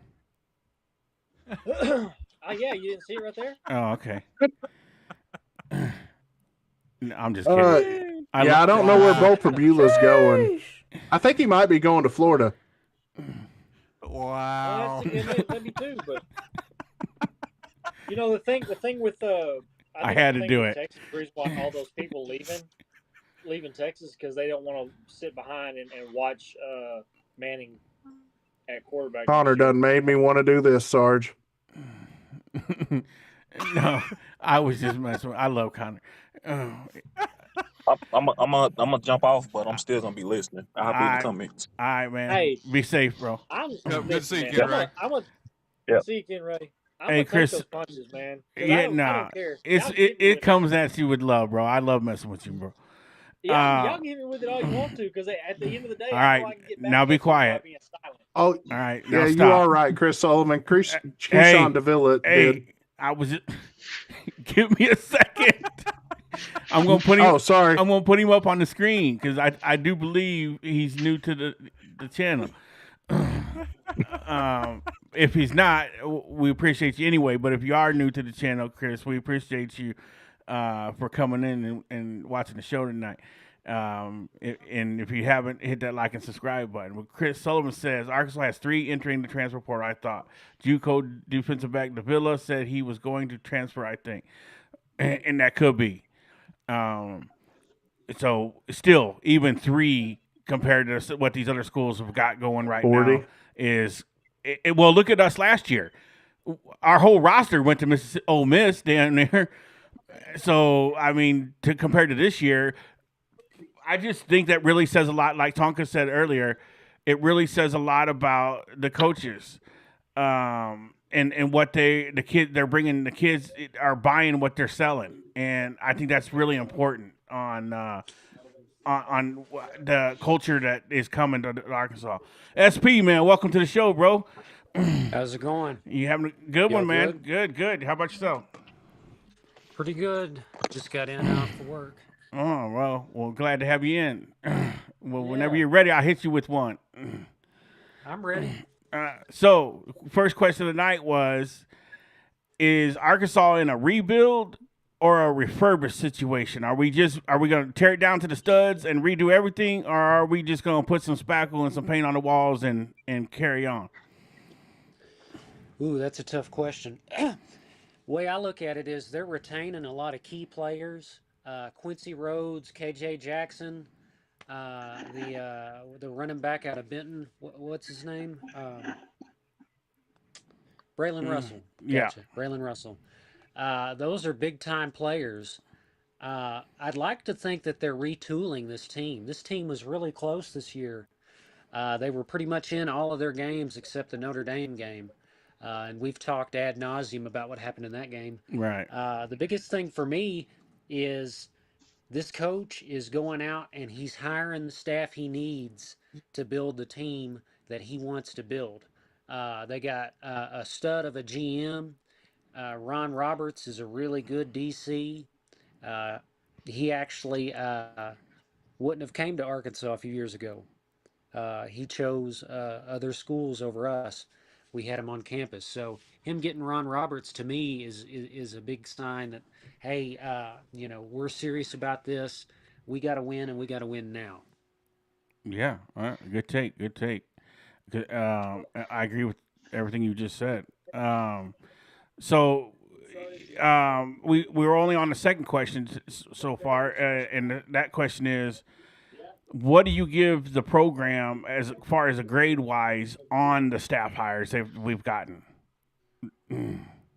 So far, I would say that it's a B plus, and I'm gonna give you my reason why. I'm not Absolutely. giving it an A or an A plus.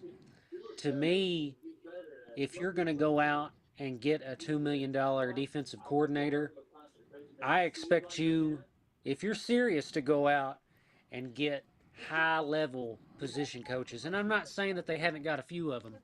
Clint Trickett is an offensive coordinator going backwards and taking the QB coach role at Arkansas Right. when he was the OC calling the plays. Me personally, I would have went out and got the best defensive lineman coach that money could have bought. Me personally, but yeah. That's it. All right. I can see that.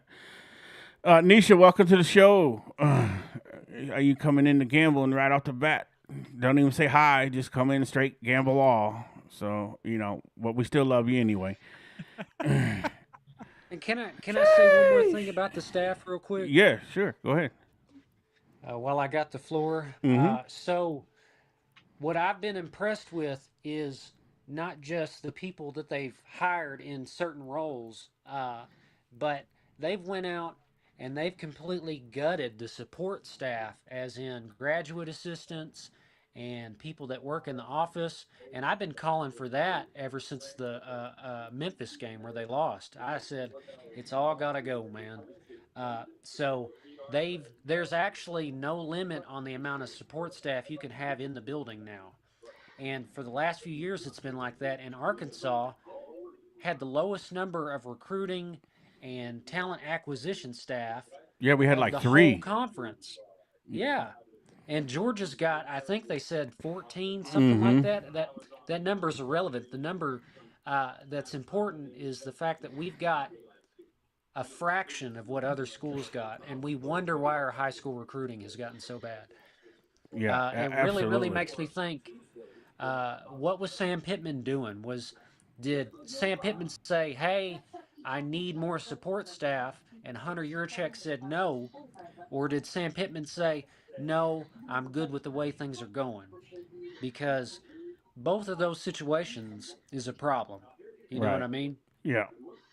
Exactly. Excuse me.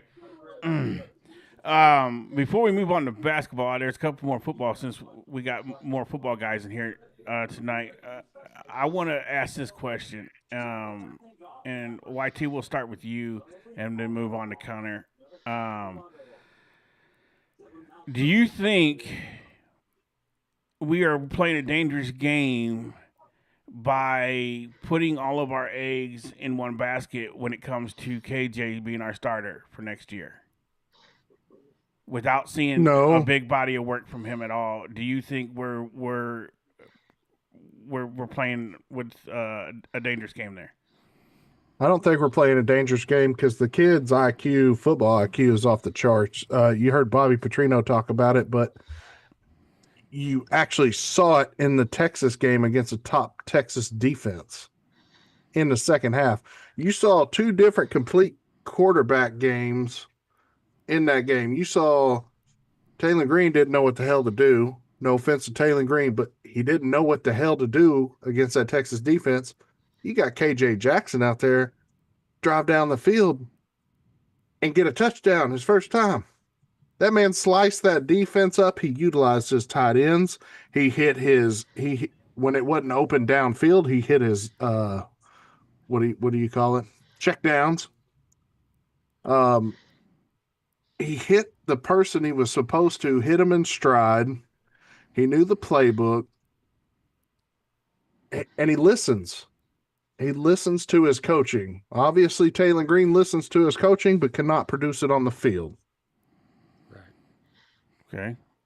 And you got a surefire quarterback coach that's actually played quarterback at a high level in college at Florida State and West Virginia. He was also recruited by Bobby Petrino, if nobody knows, back in the day. Clint Trickett. And then, yes, and then your OC is also a quarterback's coach and an offensive coordinator, but they're both OCs. They both called offensive plays at the D1 level. It doesn't matter. OCs are kind of interchangeable. They can play. They can call plays in SEC, ACC. OCs are crazy. They're kind of weird like that. But I honestly think that if we put all our eggs in one basket on KJ Jackson, you have Trevor Jackson behind him. That kid's got a cannon, and he's not a bad quarterback. I've watched him. Well, we've not seen him on a college level on the field at all. Actually, you can see him. He was at FSU. And he played when they went 2-10. Yeah. And they went 2-10. Well, he didn't start that year. He was the fourth quarterback on the depth chart, and he actually ended up playing. Wow. But I think if you put all your money in KJ's basket, I don't think that there's any problem with that. It's better than the last KJ. Okay. Connor, are we playing a dangerous game? Are we one injury away from? Okay, moving on. Joe G. Hey, don't I'll show you. commit a war crime. You know I got this thing over here that shoots these daggum bombers at you. You're right. Don't say that on the camera. Don't say that on the camera. Commit war crimes over here. Go back. Oh, the stream just went down. No, I'm just kidding. Hey, all I have to say is don't pull that parachute, fellas. Right? Hey, FBI is going to be knocking my front door down here in a second. Are you sure that's not the wind? As a veteran, it probably wouldn't be too far-fetched to get a knock on the door, Sarge. Yeah, right. I heard something about a war crime from a veteran. I mean, I don't think so. But y'all know my stance, though. I would like to get at least one more quarterback to kind of shore up that quarterback room, because it doesn't hurt to have a little bit more competition in there, because you never know. You might find somebody, a diamond in the rough, that you didn't think was going to be, starting over KJ, and it turns out that he's just maybe just a little bit better, or he can do a certain thing better than KJ can. I'm not saying KJ can't do it all, like Hog Wild said. The best thing about KJ is that he handles pressure really well, and he can play better than I'd say 80% of the quarterbacks out there right now in my mind, based off of what we've seen. But I would still like to have maybe one more quarterback to kind of shore up that room, because I don't know necessarily if I trust the guys behind him to come in and take off running if KJ gets hurt. Not saying I think he will or whatever, but that is more of a concern to me than it is giving KJ the reins. Is if what happens if he gets hurt next year at some point, concussion or whatever, turf toe, it doesn't matter. What happens if we have to rely on Grayson Wilson or that Trevor Jackson kid, and they just can't compete? Go and get somebody that has competed at the D1 level on multiple reps over the season, and let them fight it out for the starting role. And if they fall in as a backup, so be it. Okay. Trevor Jackson was a former 4-star too, by the way. Joe G, are we playing a dangerous game? No. Trevor Jackson's going to be a good ball player. Grayson Wilson is going to be a good ball player. We're 3 deep in a quarterback room right now, and I don't think, for one, if you go get another quarterback, you better have $1.5 million, because there's only 2 quarterbacks that are any better than anybody we got on the squad, or that would even be considered better. And that's the young man from North Texas that hit the transfer portal that threw for 3,500 yards this year, as a true freshman in the Big 12. Him, you're going to have to pay 1.5. No. He was in the AAC. North Texas is in the AAC? Yeah, they're in the same conference as Golish. Okay. Well, my and fault. Tulane. And Silverfield. Oh, okay. You're going to have to pay him 1.5 or more because of what he did. You got what's-his-face from Florida. DJ Lagway is a $5 million quarterback, man.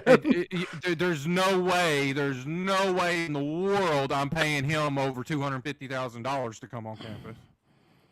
I'm not paying Missouri's quarterback any type of anything over $250,000. So there's not a quarterback that's worth the money to bring in. I can go get the backup for Memphis. I would rather the coaching staff immediately get to work with who we got on campus, because we got talent on campus. Now, it may not been seen because our previous staff don't believe in playing somebody. They'll just let the starting quarterback run us into the ground and then pat him on the butt and tell him good game. But no way. If y'all think, I don't know if y'all watch Grayson Wilson at Conway. I did. Dude's a quarterback. I live right here, so yeah. Dude's a quarterback. He's got an arm. Yeah, Grayson Wilson can play. I mean, he can make throws. There's no doubt about it. And he can run too. Yes, he's intelligent at that. And the great thing about it, and I think the spring game is gonna put a lot of y'all at ease as far as our quarterback situation, because you're gonna see for the first time that we've got 3 quarterbacks that are gonna be able to step on the field and move the ball up and down the field, between Trevor Jackson, Grayson Wilson, and KJ Jackson. All 3 are going to move the ball up and down the field. And that's something that we have not had in a very, very... We haven't seen that since, Ryan Mallett's senior year, when Tyler Wilson was a sophomore, and then we brought Brandon Allen in after. They weren't going and looking for nobody then. Why would we now? Robert Williams, no, yeah. I'm not taking the quarterback. Yeah, No, I Williams, wouldn't take that. That kid's a high price tag. Bryce Underwood. Woo! Yeah, somebody gonna pay him a bag. Watch him play some A midget Brinks football. truck. They're going to back a Brinks truck up there in Michigan. Jeff says, "Don't forget before you end the show that Harding is playing for the Division II National Championship this Saturday." Run the ball, baby. Run the Hogs ball. linebacker Simmons' dad is the head coach for Harding University. Hey, I hope he wins it. Yeah, good luck. That's what I can say. Cause Get another D2 national championship. That'd be what, Yeah, their if third in a row? They're second. Second in a Fast row? forward to the end of the show, they lose by 30. Oh, come on now. I'm kidding. I do hope he wins it, though. Scout King, are we playing with fire with just KJ? No, I mean we played with fire with green 2 years in a row, so it's no different than that. To be honest. Wait a minute. But wait a minute. I wouldn't say that because we had KJ sitting behind him. you need to be finished. I know, but how is you going to say KJ doesn't have? We don't have a KJ sitting behind KJ. Me finish. Sarge, is you popping Molly tonight? Because you didn't ever let me finish.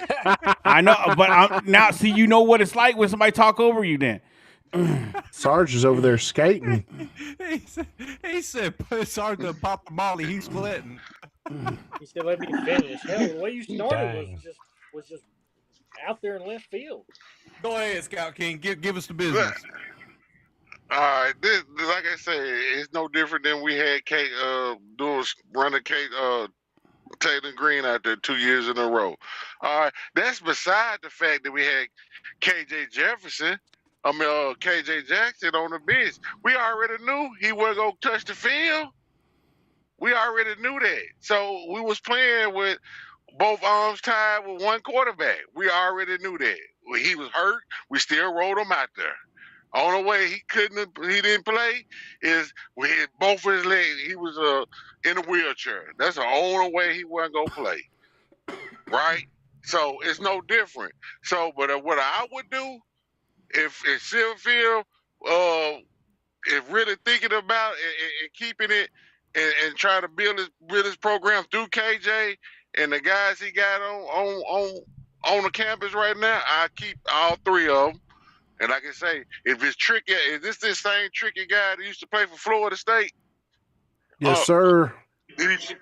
Okay, so he kind of got a little gamer in him, like Johnny Manziel and that Pavia guy. You know what I'm saying? He got a little bit of that in him when he was a player. I kind of remember watching him a few times in Florida State. But this the player I bring back to Arkansas. I bring back Malachi Singleton. That's the quarterback I bring back. For what? At running back? Let me finish. I will bring Malachi Singleton because Malachi Singleton is just like KJ. They know what they're doing.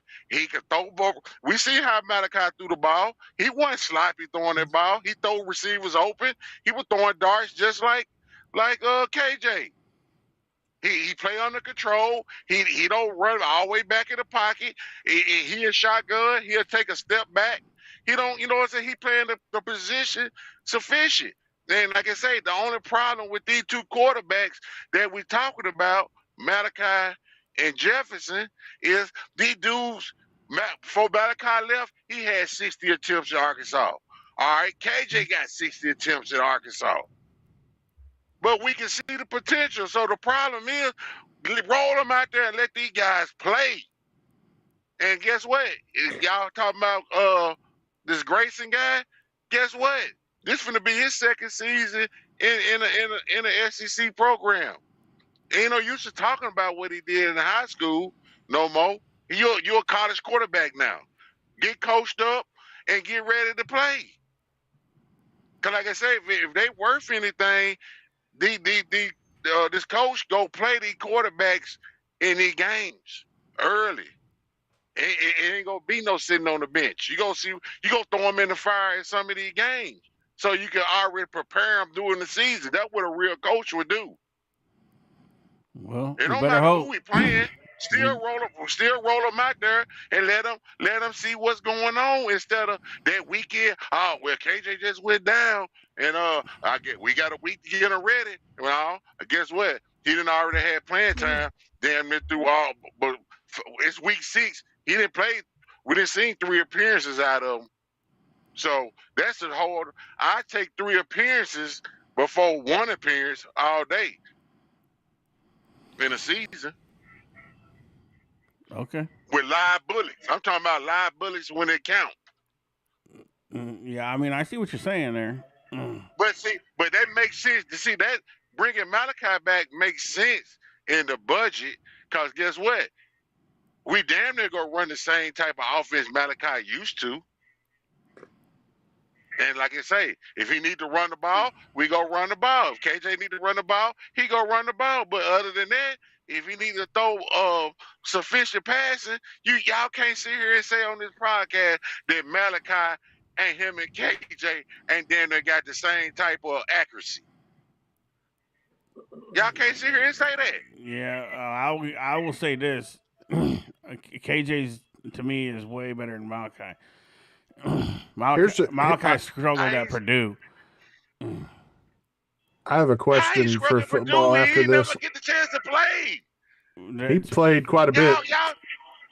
No, he didn't. Why till you rolled out his stats a few weeks ago. I'll pull out his stats right now. I got it. That was a cleanup duty. I sat there and watched the first game. He got it on into a game. It was like the 10th game of the season or something. They watched him roll over in the second half. They were getting blowed out, probably by Indiana or somebody. Hey, and Malachi took him right downfield.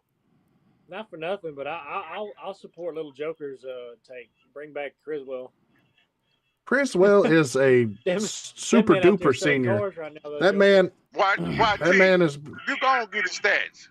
Go get the stats. Got his stats. Talk crazy. Joker talk crazy. I got his stats. At Purdue, he went 38 of 64 for 439 yards, 59.4% completions, 5 touchdowns to 2 interceptions.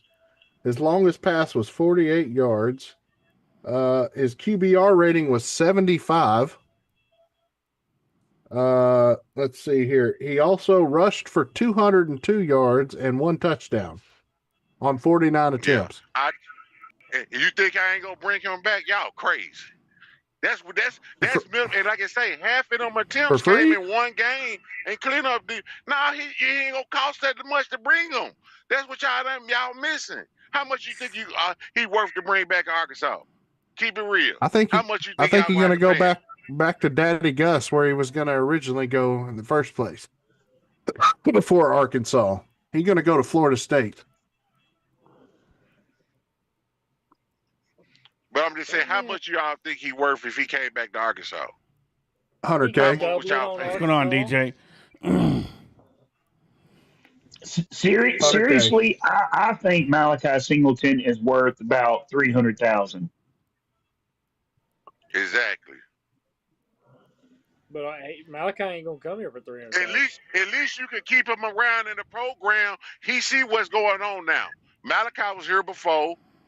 He just been gone a year. He knew what was going on in 2 years of Arkansas and the Sam Pittman. He see what's going on. He like, hey, I still got 2 years of eligibility left. At least I could be in the winning program, and I see we going somewhere. It doesn't matter, Connor. It don't matter. We know the eligibility. All I'm saying is it ain't coming down to where I want to be the starter somewhere and all that. Bro, you had your opportunity. They picked you first in Purdue, and they still chose this other guy over you, and he didn't do worth nothing at Purdue, that starter. So that's why I say, man, these coaches messing up on the choices they make at QB.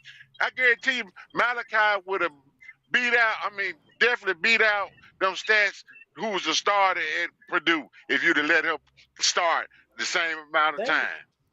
Now, King, they put him in over the starter and then pulled him out and put the starter back in. Win, Connor, win. What game In you 3 talking different about? games. All right. Okay. It doesn't You matter. Who think I'm gonna cares? believe you? Who cares? You don't have to believe. That is neither here nor there because he's not coming here.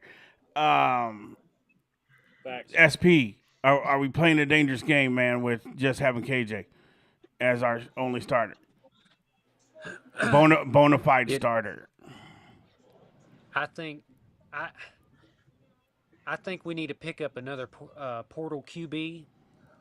It's always good to have a competition, and I think KJ's already shown that he's a team player, so he's down with that. You know what I mean? Iron sharpens iron. I I don't. agree. I don't really feel. I don't feel like. I don't feel like he's been given a fair shake, if that makes sense. I feel like Taylon Green and Bobby Petrino were kind of connected at the hip, and Bobby and Talon's careers both depended on each other. That's why we didn't see more of KJ when Taylon Green was throwing balls to everybody but the receivers. You know what I mean?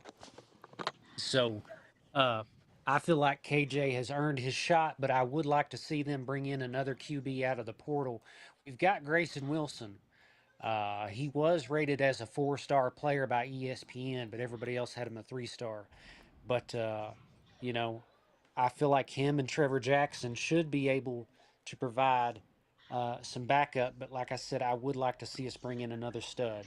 Uh, the transfer portal is hopping. I've already looked on there. Uh, I feel like there's quite a few There is players. talks of a Notre Dame transfer. I had him written down. That was offered by Memphis back in. Let me find his name real quick. You can keep talking, brother. Well, the biggest one is Carius Kern is in the portal. Yeah, The one that slipped away. You I know how found his hard it name. is It's for a Kenny Minchie from Notre Kenny Dame. Minchie. Minchie? Minchie. Yeah, I'll have to pull it up. Yeah, I see him. He's a QB. Yep. He's rated as a 92, 4-star. I feel like there's a bunch of players that have been linked to Arkansas. Carius Kern's the biggest one currently. Memphis was his first offer coming out of high school. Uh, I heard somebody on the radio this morning say they're about 70% sure he's going to Arkansas. I feel like we just need to throw a bag at him just to set an example. Like he's one of our own. We're not letting him slip through our fingers no more. Uh, I feel good about this transfer portal class that's fixing to come in. Plus, with the core players that we've retained, I really feel like that a major roster overhaul is going to happen here in the next 2 weeks. All right. Broccoli, what do you say? Are we playing dangerous, or in your opinion, or are we good? My personal opinion is it's a little bit dangerous. Your Thank you. hand's a little too close to that stove. Thank you. You know what I'm saying? I do think I agree with everybody else. I think just getting one quality, not necessarily a bona fide starter, but a quality like guys. That quarterback from Notre Dame, he was he's not bad, but I think KJ will thrive if there is someone behind him pushing him for serious, like someone that could seriously take his job. You know what I mean? Yeah. Because it's one thing to know what he can do when the lights are bright, but what does he do now when he has a teammate breathing down his back? Yeah. Because that shows you the character of a person. What he does on the field doesn't show you character. That shows you talent. Character goes a long way in leadership on a team. So what do you do when somebody's breathing down your neck? Right. Yeah. And So to yeah, be I think they need to get one more. and to be clear, I'm not saying are we playing a dangerous game that we needed a starter over KJ. I'm saying do we need someone to be ready if something was to happen to KJ? I believe KJ is going to start for Arkansas next year, without a doubt. I am just not comfortable going into a season with a quarterback that, even though he is good, you can't say that he has a big body of work because we've not seen it. We've seen maybe a half of football combined in his college career so far. So to say that, if something was to happen and say he, blows a knee or something, knock on wood, are we comfortable with, okay, now we're rolling out Grayson or Trevor is what I was talking about.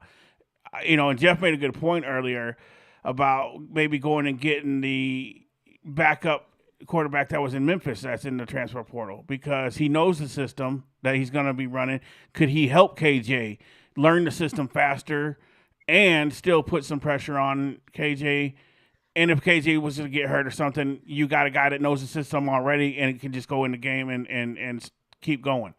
Hey, Well, I do have one thing to push back on that because Ben Hicks knew the system, and we saw how that went. Yeah, well, that had 100% to do with coaching too. But I think Arkansas is playing with fire at the quarterback position simply from a numbers perspective. This is the SEC, also known as the Little NFL. Mm-hmm. And here, linebackers run 4.3s. Here, corners run 4.2s. Here, the linemen run 4.4s and 4.5s weighing 5 tons, right? Yeah. So the chances of a quarterback getting snapped in two in the SEC are pretty daggum high, especially for Arkansas if you look at the offensive line, because we don't know what that's going to look like next season, right? Right. So that kind of makes you go, well, is 3 quarterbacks enough? Yeah. Well, something we don't need to do is allow the donors, boosters, whoever it is, to pay for a kid and have them plugged into the system because all that's going to do is create another Taylor Green 2.0 where we dump money into a kid and we have to force him onto the field because we trying to squeeze him, squeeze every penny out of him that we paid him. We don't need that no more. Yeah, I think I think that era is over. I don't think that is going to happen. Yeah. I don't think that's gonna happen. I believe that, but I'm saying Silverfield needs to, if he hasn't done it already, which I'm sure he has, he needs to sit down with those whoever gives money out and says, look, we appreciate the donations, we appreciate the contributions to the program. I'm not taking any words of wisdom from any of you. This is my team. I'm going to run it the way I see it. I'm going to get the players I want. If you want to give me money, give me money. If you don't. At that point, you can only do so much to get money from people. And if they're going to put an ultimatum on top of that money, saying I won't give it to you unless you go get this player and play him, I don't need that money because all it's going to do, that's not going to give us a winning program. That's just going to give us that's how you destroy a locker room. You destroy a locker room and the culture by doing stuff like that. It's going to give you a losing program with a good player. One good player. That does nothing for the program. Hey, can I give y'all a scout report on KJ Jackson that y'all ain't realized yet? I ain't heard nobody say it since he been in Arkansas. This is a scout report on KJ Jackson. KJ Jackson is Michael Vick without the 4.3 speed. That's what you looking at. He don't have the 4.3 speed, but he definitely got 4.6, maybe late 4.5. And he gonna make sure he train up that weight room. Yeah, that weight room and all that. He gonna take all that serious. KJ finna take taking over the reins of Arkansas serious. He been waiting on this. I love Arkansas. He go take, but I'm just saying the player you looking at is Michael Vick. He's a lefty. Why you think he wear number 7? I can't argue that. There's some comparison there, and I do think KJ is probably eating and breathing offensive playbook right now, getting ready, and does plan to do whatever he can to be 100% ready for kickoff on day one. Without a doubt, because I believe he's got. I think he had a better work ethic than Taylor Green. And Ryan Silverfield's already talked about sitting down watching tape with him. Right. So I mean, the young man is. I'm not questioning his abilities. All I'm saying is we're one rolled ankle or something away from a losing season because we don't have a proven backup. Is what I was getting at with that question. Well, you know, Yeah, but Sarge, if this staff, if this staff worth they salt, and these people, seem like they doing a double up on every position. They doing a double up. So if they worth they salt in the scout report and the GMs and all that worth they salt, they gonna have the backups ready. They gonna have these players ready to go. Yeah, well, they gonna be ready to go. So ain't nothing to worry about. That ain't nothing to worry about. I don't need that. That wasn't nothing I would even worry about. They gonna be ready to go. Whoever number 2 is gonna be ready. Whoever number 3 is, they gonna be ready. Whoever number 4 is, they'll be ready. Right on. I can see that. I gotta talk. Jeff thought I was trying to compare Ryan Silverfield to Chad Morris. In no way was I saying he is anywhere near that program killer. No, I was just saying Ben Hicks knew Chad Morris's playbook. Ben Hicks also went 7-5 with Chad Morris's playbook. He came to Arkansas and went 2-10. It's apples to oranges from program speeds. Like Memphis, the AAC speed. Like say if we were to go get North Texas's quarterback, he comes to Arkansas, he starts seeing Georgia linebackers flying at him all different directions. That kid might crap his pants. Not know which way to go. In an instance like that, though, you would hope that your offensive line is also an SEC offensive line that is slowing that down too. There's only so much slowing down you can do. Yeah, but what I'm saying is the ball should be out of your hands in a second and a half to 2 seconds. Yeah, that's in any league. I mean, that's in any league. That if a quarterback's worth his weight, and he's getting the ball out in 2 seconds at 2.5 seconds. If you don't have time to, and I will not argue that fact. You do not have time to sit here and drink a cup of coffee behind an SEC offensive line. I don't care who you are. This ain't Justin Fields playing with Ohio State. You have to against Temple be able to read a defense, and you have to make a decision. I will even, and I shouldn't do this because it's a game, but I will compare being an SEC quarterback, making decisions quickness. Now, only the decision is the decisions you have to make when you in combat, whether you pull that trigger or not. You got a split second to make that decision. Well, SEC quarterbacks the same way. Some people thrive in situations like that, and some people can't handle it. So it depends on the character of the person. It depends on the coaching that gets them ready. I mean, there's a lot of things that go into that. I mean, I agree. But at the end of the day, it's all about, we're going to see what happened. But we're going to see. We're in good hands, bro. We're in good hands with KJ. No doubt about it. I agree with you. I agree. I think KJ's going to be fine. I do think I can't wait till the spring game. I know it's a little exhibition, but I can't wait till the spring game to see how everything's rolling. And he's going to get baptized by fire because he don't get a very cupcake schedule. He's got one game to get right, and then Utah is the next game. That Utah's not a cupcake by no means. But then you go straight into Georgia at home. You're gonna get baptized right away, sir. So we gonna find out what we got in that Georgia game with KJ right off the bat. What if we go 3-0? What would y'all say then? KJ to start. Hey, we go 3-0. What would be said? I will be telling you that he's the greatest thing since sliced bread, and I'll be happier than a pig rolling in slop. Hey, KJ for Heisman. Playoffs? If I will KJ be had drinking. the same, if KJ had the same attempts and opportunities like Taylor Green this year, shit, man, I think we would have made the playoffs, and he would have.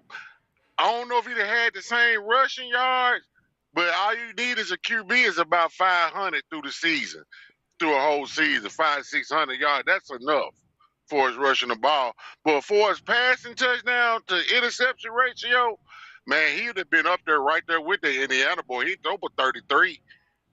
So he'd have been right up there with him. You I know think what I'm we'd have saying? had I 8 think less that, interceptions.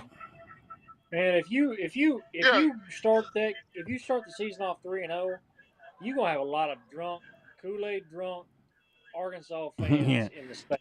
I was just getting ready to say. Hell, Tonka might even be Kool-Aid drunk if we beat Georgia. Yes, You're you gonna would. have people banging the door. I was off just that getting ready to next say Georgia. how many of those Kool-Aid packets you gonna hear rip open when that happens? Because it's gonna be a They lot ain't of gonna be none a on the lot shelf. of Walk bandwagon, outside real quick. a lot of bandwagon They fans. ain't even get at the store. They're gonna be pouring their pitcher trying Yeah, to get it mixed up. absolutely. The price of Kool-Aid in Arkansas is gonna triple. And Tyson Nuggets. Yeah, but Absolutely.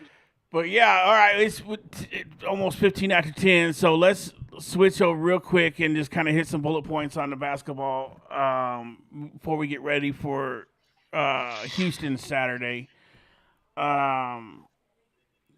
all know how the Queens game went. Right now, everybody seems to agree in the chat that TB had the game of his life.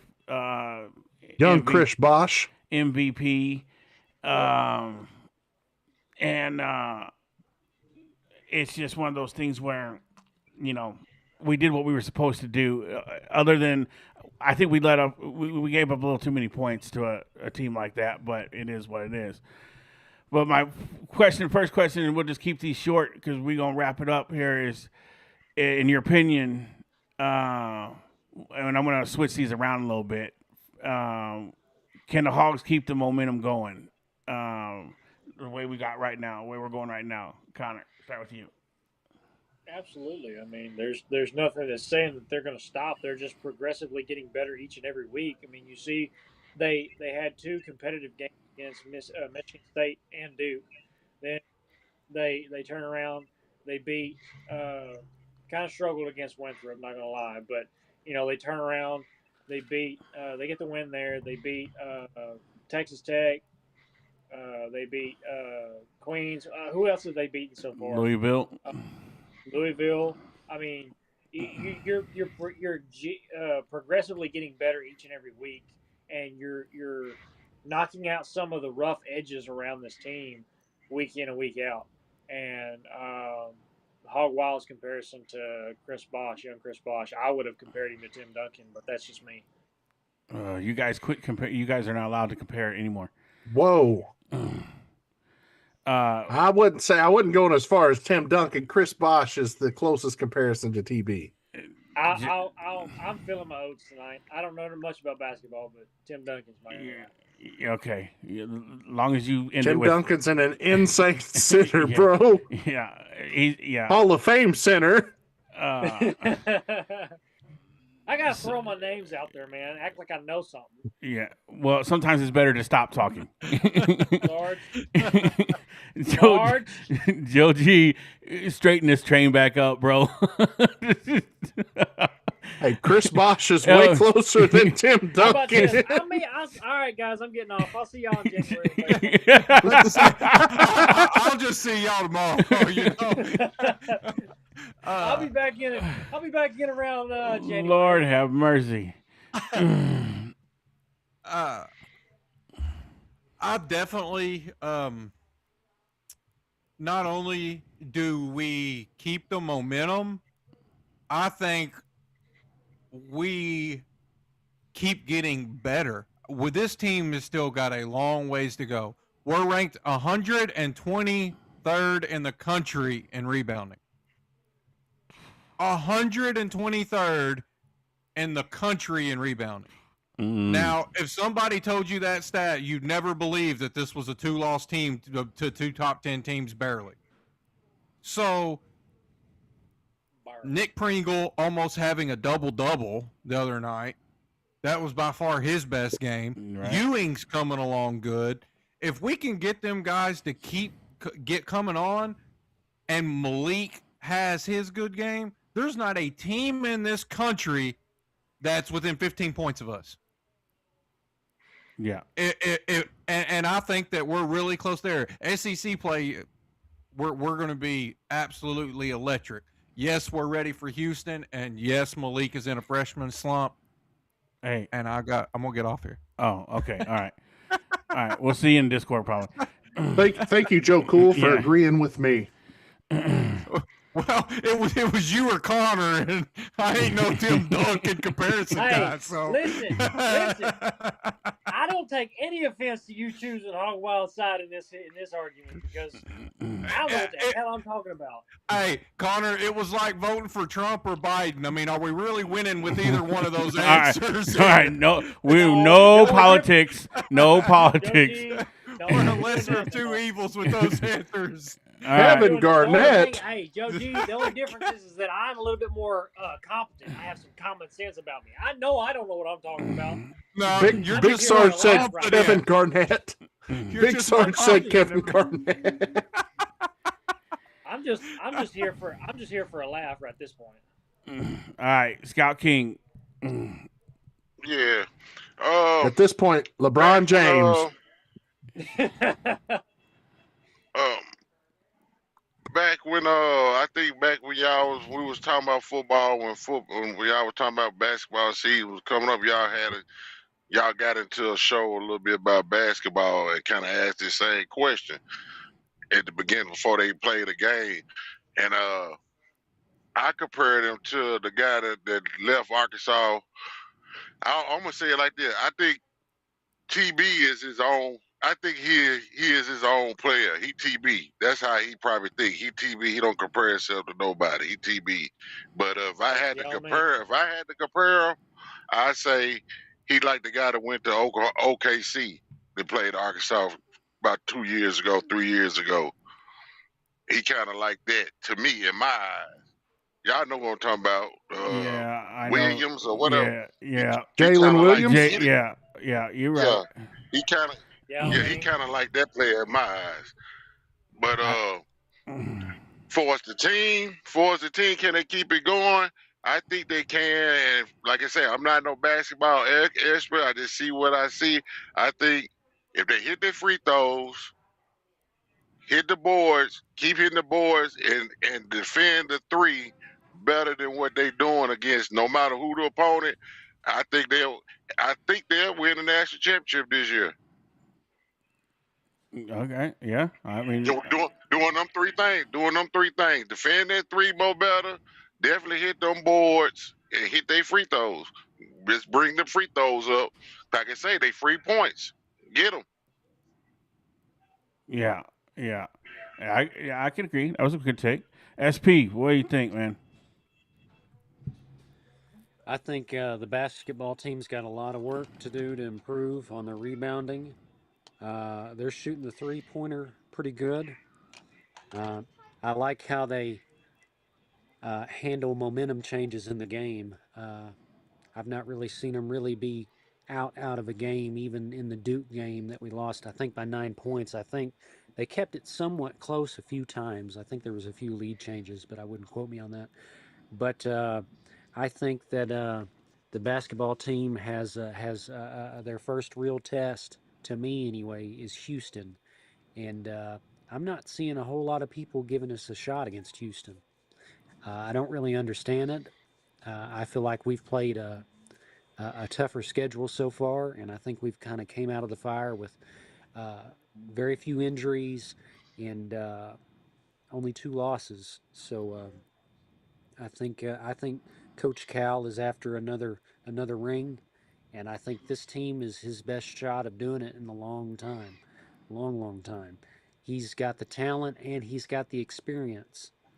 I'm just, ready to see him put it all together. And the national media has completely, they don't even think he's a factor. You know what I mean anymore. It's kind of silly, some of the takes that I hear. Yeah. Sometimes I'm like, he's a Hall of Fame coach. Yeah. I think a little bit of that's got to lifetime do with contract at Kentucky. they just don't like to give Arkansas any love. None whatsoever. And I was telling my dad yesterday, I said, if you put this player, the coaches, and this team in Duke jerseys, they're a top 5 team. Yeah. Top 5, you know? Yeah. And I can agree our with that. basketball game with Duke was the most watched basketball game in, I think College they said history. 20 or 30 years. Yeah. Something like that. Yeah, Something it was crazy. It was crazy. And you know, and both our losses we had basically won up until the last 2 minutes of the game. You know, so let's be honest. They don't like pushing Arkansas. Yeah, so I just said the that, media does not like to push Arkansas. We get no love. There's no money Arkansas. in it for them. Right. We're not a big name. We're not a big ticket school right now. No, we got to win before they push us. See, we got to prove it. We got to prove it. Right. We don't get that. Once we prove it, we don't get that assumption. Once we prove it, they'll do it. Yeah. Right. Well, once we prove it, they got to do it. Just like how they do Indiana right now. Hey, they pushing it because they proved it. See what I'm saying? So Arkansas just like every year come into football, basketball, no matter what the sport, baseball too. The media always had a top 10 or 5 teams that they gonna always mention on all these shows. Every day they say the same stuff, talking about different schools. Like I said, Arkansas, to hear Arkansas on these national shows, we got to prove it. That's just the bottom line before they even want to even mention our name. Right. Yeah, that's right. The only reason why Arkansas gets love in baseball is because they prove it every single year that they're a competitive team. Yeah. All right, Tonka, take us home, bro. Now, just so I keep it straight, basketball is where they have that bouncy ball they try to put in that hoop thing, right? Yes. Okay, so you have to ask yourself the question: Do you want them to go on a run this early in the season? No, I mean, I'm just saying consistency. I'm just saying, are we? Can we keep playing like this over for a sustained period of time?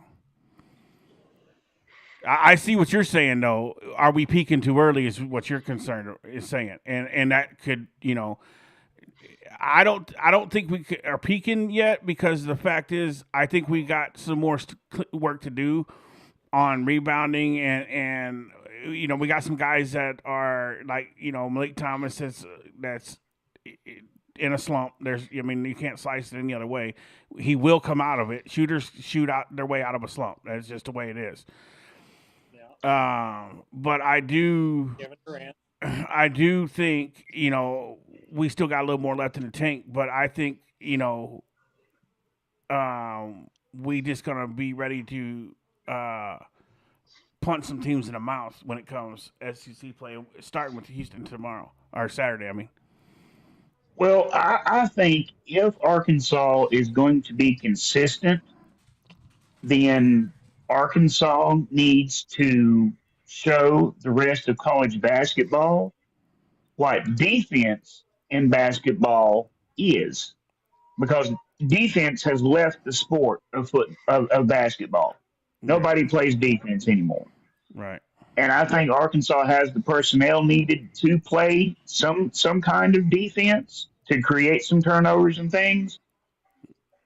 But I'll even go out on a limb and say this: I think Houston beats us. I mean, that's not going out on a limb. Yeah, I mean, Houston, it could go either way. It's going to be one of those games where it's going to be tight all the way through, because defense. Speaking of defense, Houston plays defense. They got one of the better defenses in the country. So it's going to be one of those games where we're going to have to work for every bucket. I feel like whoever wins this game only wins it by like 5. Yeah, I'm saying it's going to be close. I would say 3 to 5 points at the last. Who wants it more at the last minute or two of the game is what I think this is going to come down to. But on that note, we will have it here for you Saturday, live right here. It will be a red screen game, so just know that coming in. we will be having the red screen because that's the only way we can do it. But we will be bringing it to live, and I know it's on CBS, so a lot of you guys can watch it without the red screen at home. But it's basically we do it for all the people that can't be at home and they want to watch on their phones or they got to work or whatever. Yep. And we just want to bring them the game. So we appreciate you guys. Tonka, it was good to see you again, bro. Hopefully we'll see you in Discord here in a few minutes, and we will be live again Saturday. So for now, I'm going to sign you guys off, and we'll see you in Discord here in a little bit, and we're going to wrap things up. Yes, sir. Scout King, it's a pleasure as always, my bro. All right. And we will see. Well, you don't watch basketball, so you won't be with us Saturday, but we'll be back Tuesday night for to talk some more football. I've been watching more basketball this year than lately. I just want to see what's been, what's the hype and what everybody's seeing. I want to kind of be in the know what kind of at least know what y'all talking about and what y'all seeing. So, but like I say, I think if they could do that, I think Arkansas will probably, go to the game and win it, or either be in the game. So That's just what I think so far. But like I say, they still got 25 more games to go, 30 more games to go. Yeah. Before we get to that point. Yeah. But all right, then we'll see you at the breakdown mode, and we'll see what you think, however it turns out. But we appreciate you joining us tonight, and be safe out there on the road, bro. All right. Pigpen, yeah, man. That's why we got to use the red screen because YouTube be tripping. We already got put in YouTube jail. We ain't going back. But we ain't going back. They gonna have to. They ain't getting us again. We got a way around it. As of now, it's actually streaming on Paramount too. So I don't know if that'd be easier to get away with. I got that too. But we'll see. But we are going to try to bring it to you regardless. And that will be at 4:30 Saturday, live right here on Razorback Live with the Sarge. So if you haven't hit that like button, if you're over on Twitch, we appreciate you. If you're on X, we appreciate you over there. Hit that follow button over on each of those. Again, we thank everybody, all the subscribers, because without you, we wouldn't be where we're at. We're 700, and that's a big achievement for us for no longer than we've been doing this. So it's all because you guys, the SAR squad out there. We appreciate you. We love you. And did you see what Connor Diamond just put in? I'll scold him in the Discord. On that note, y'all are dismissed. Peace. Later, guys. Way off in the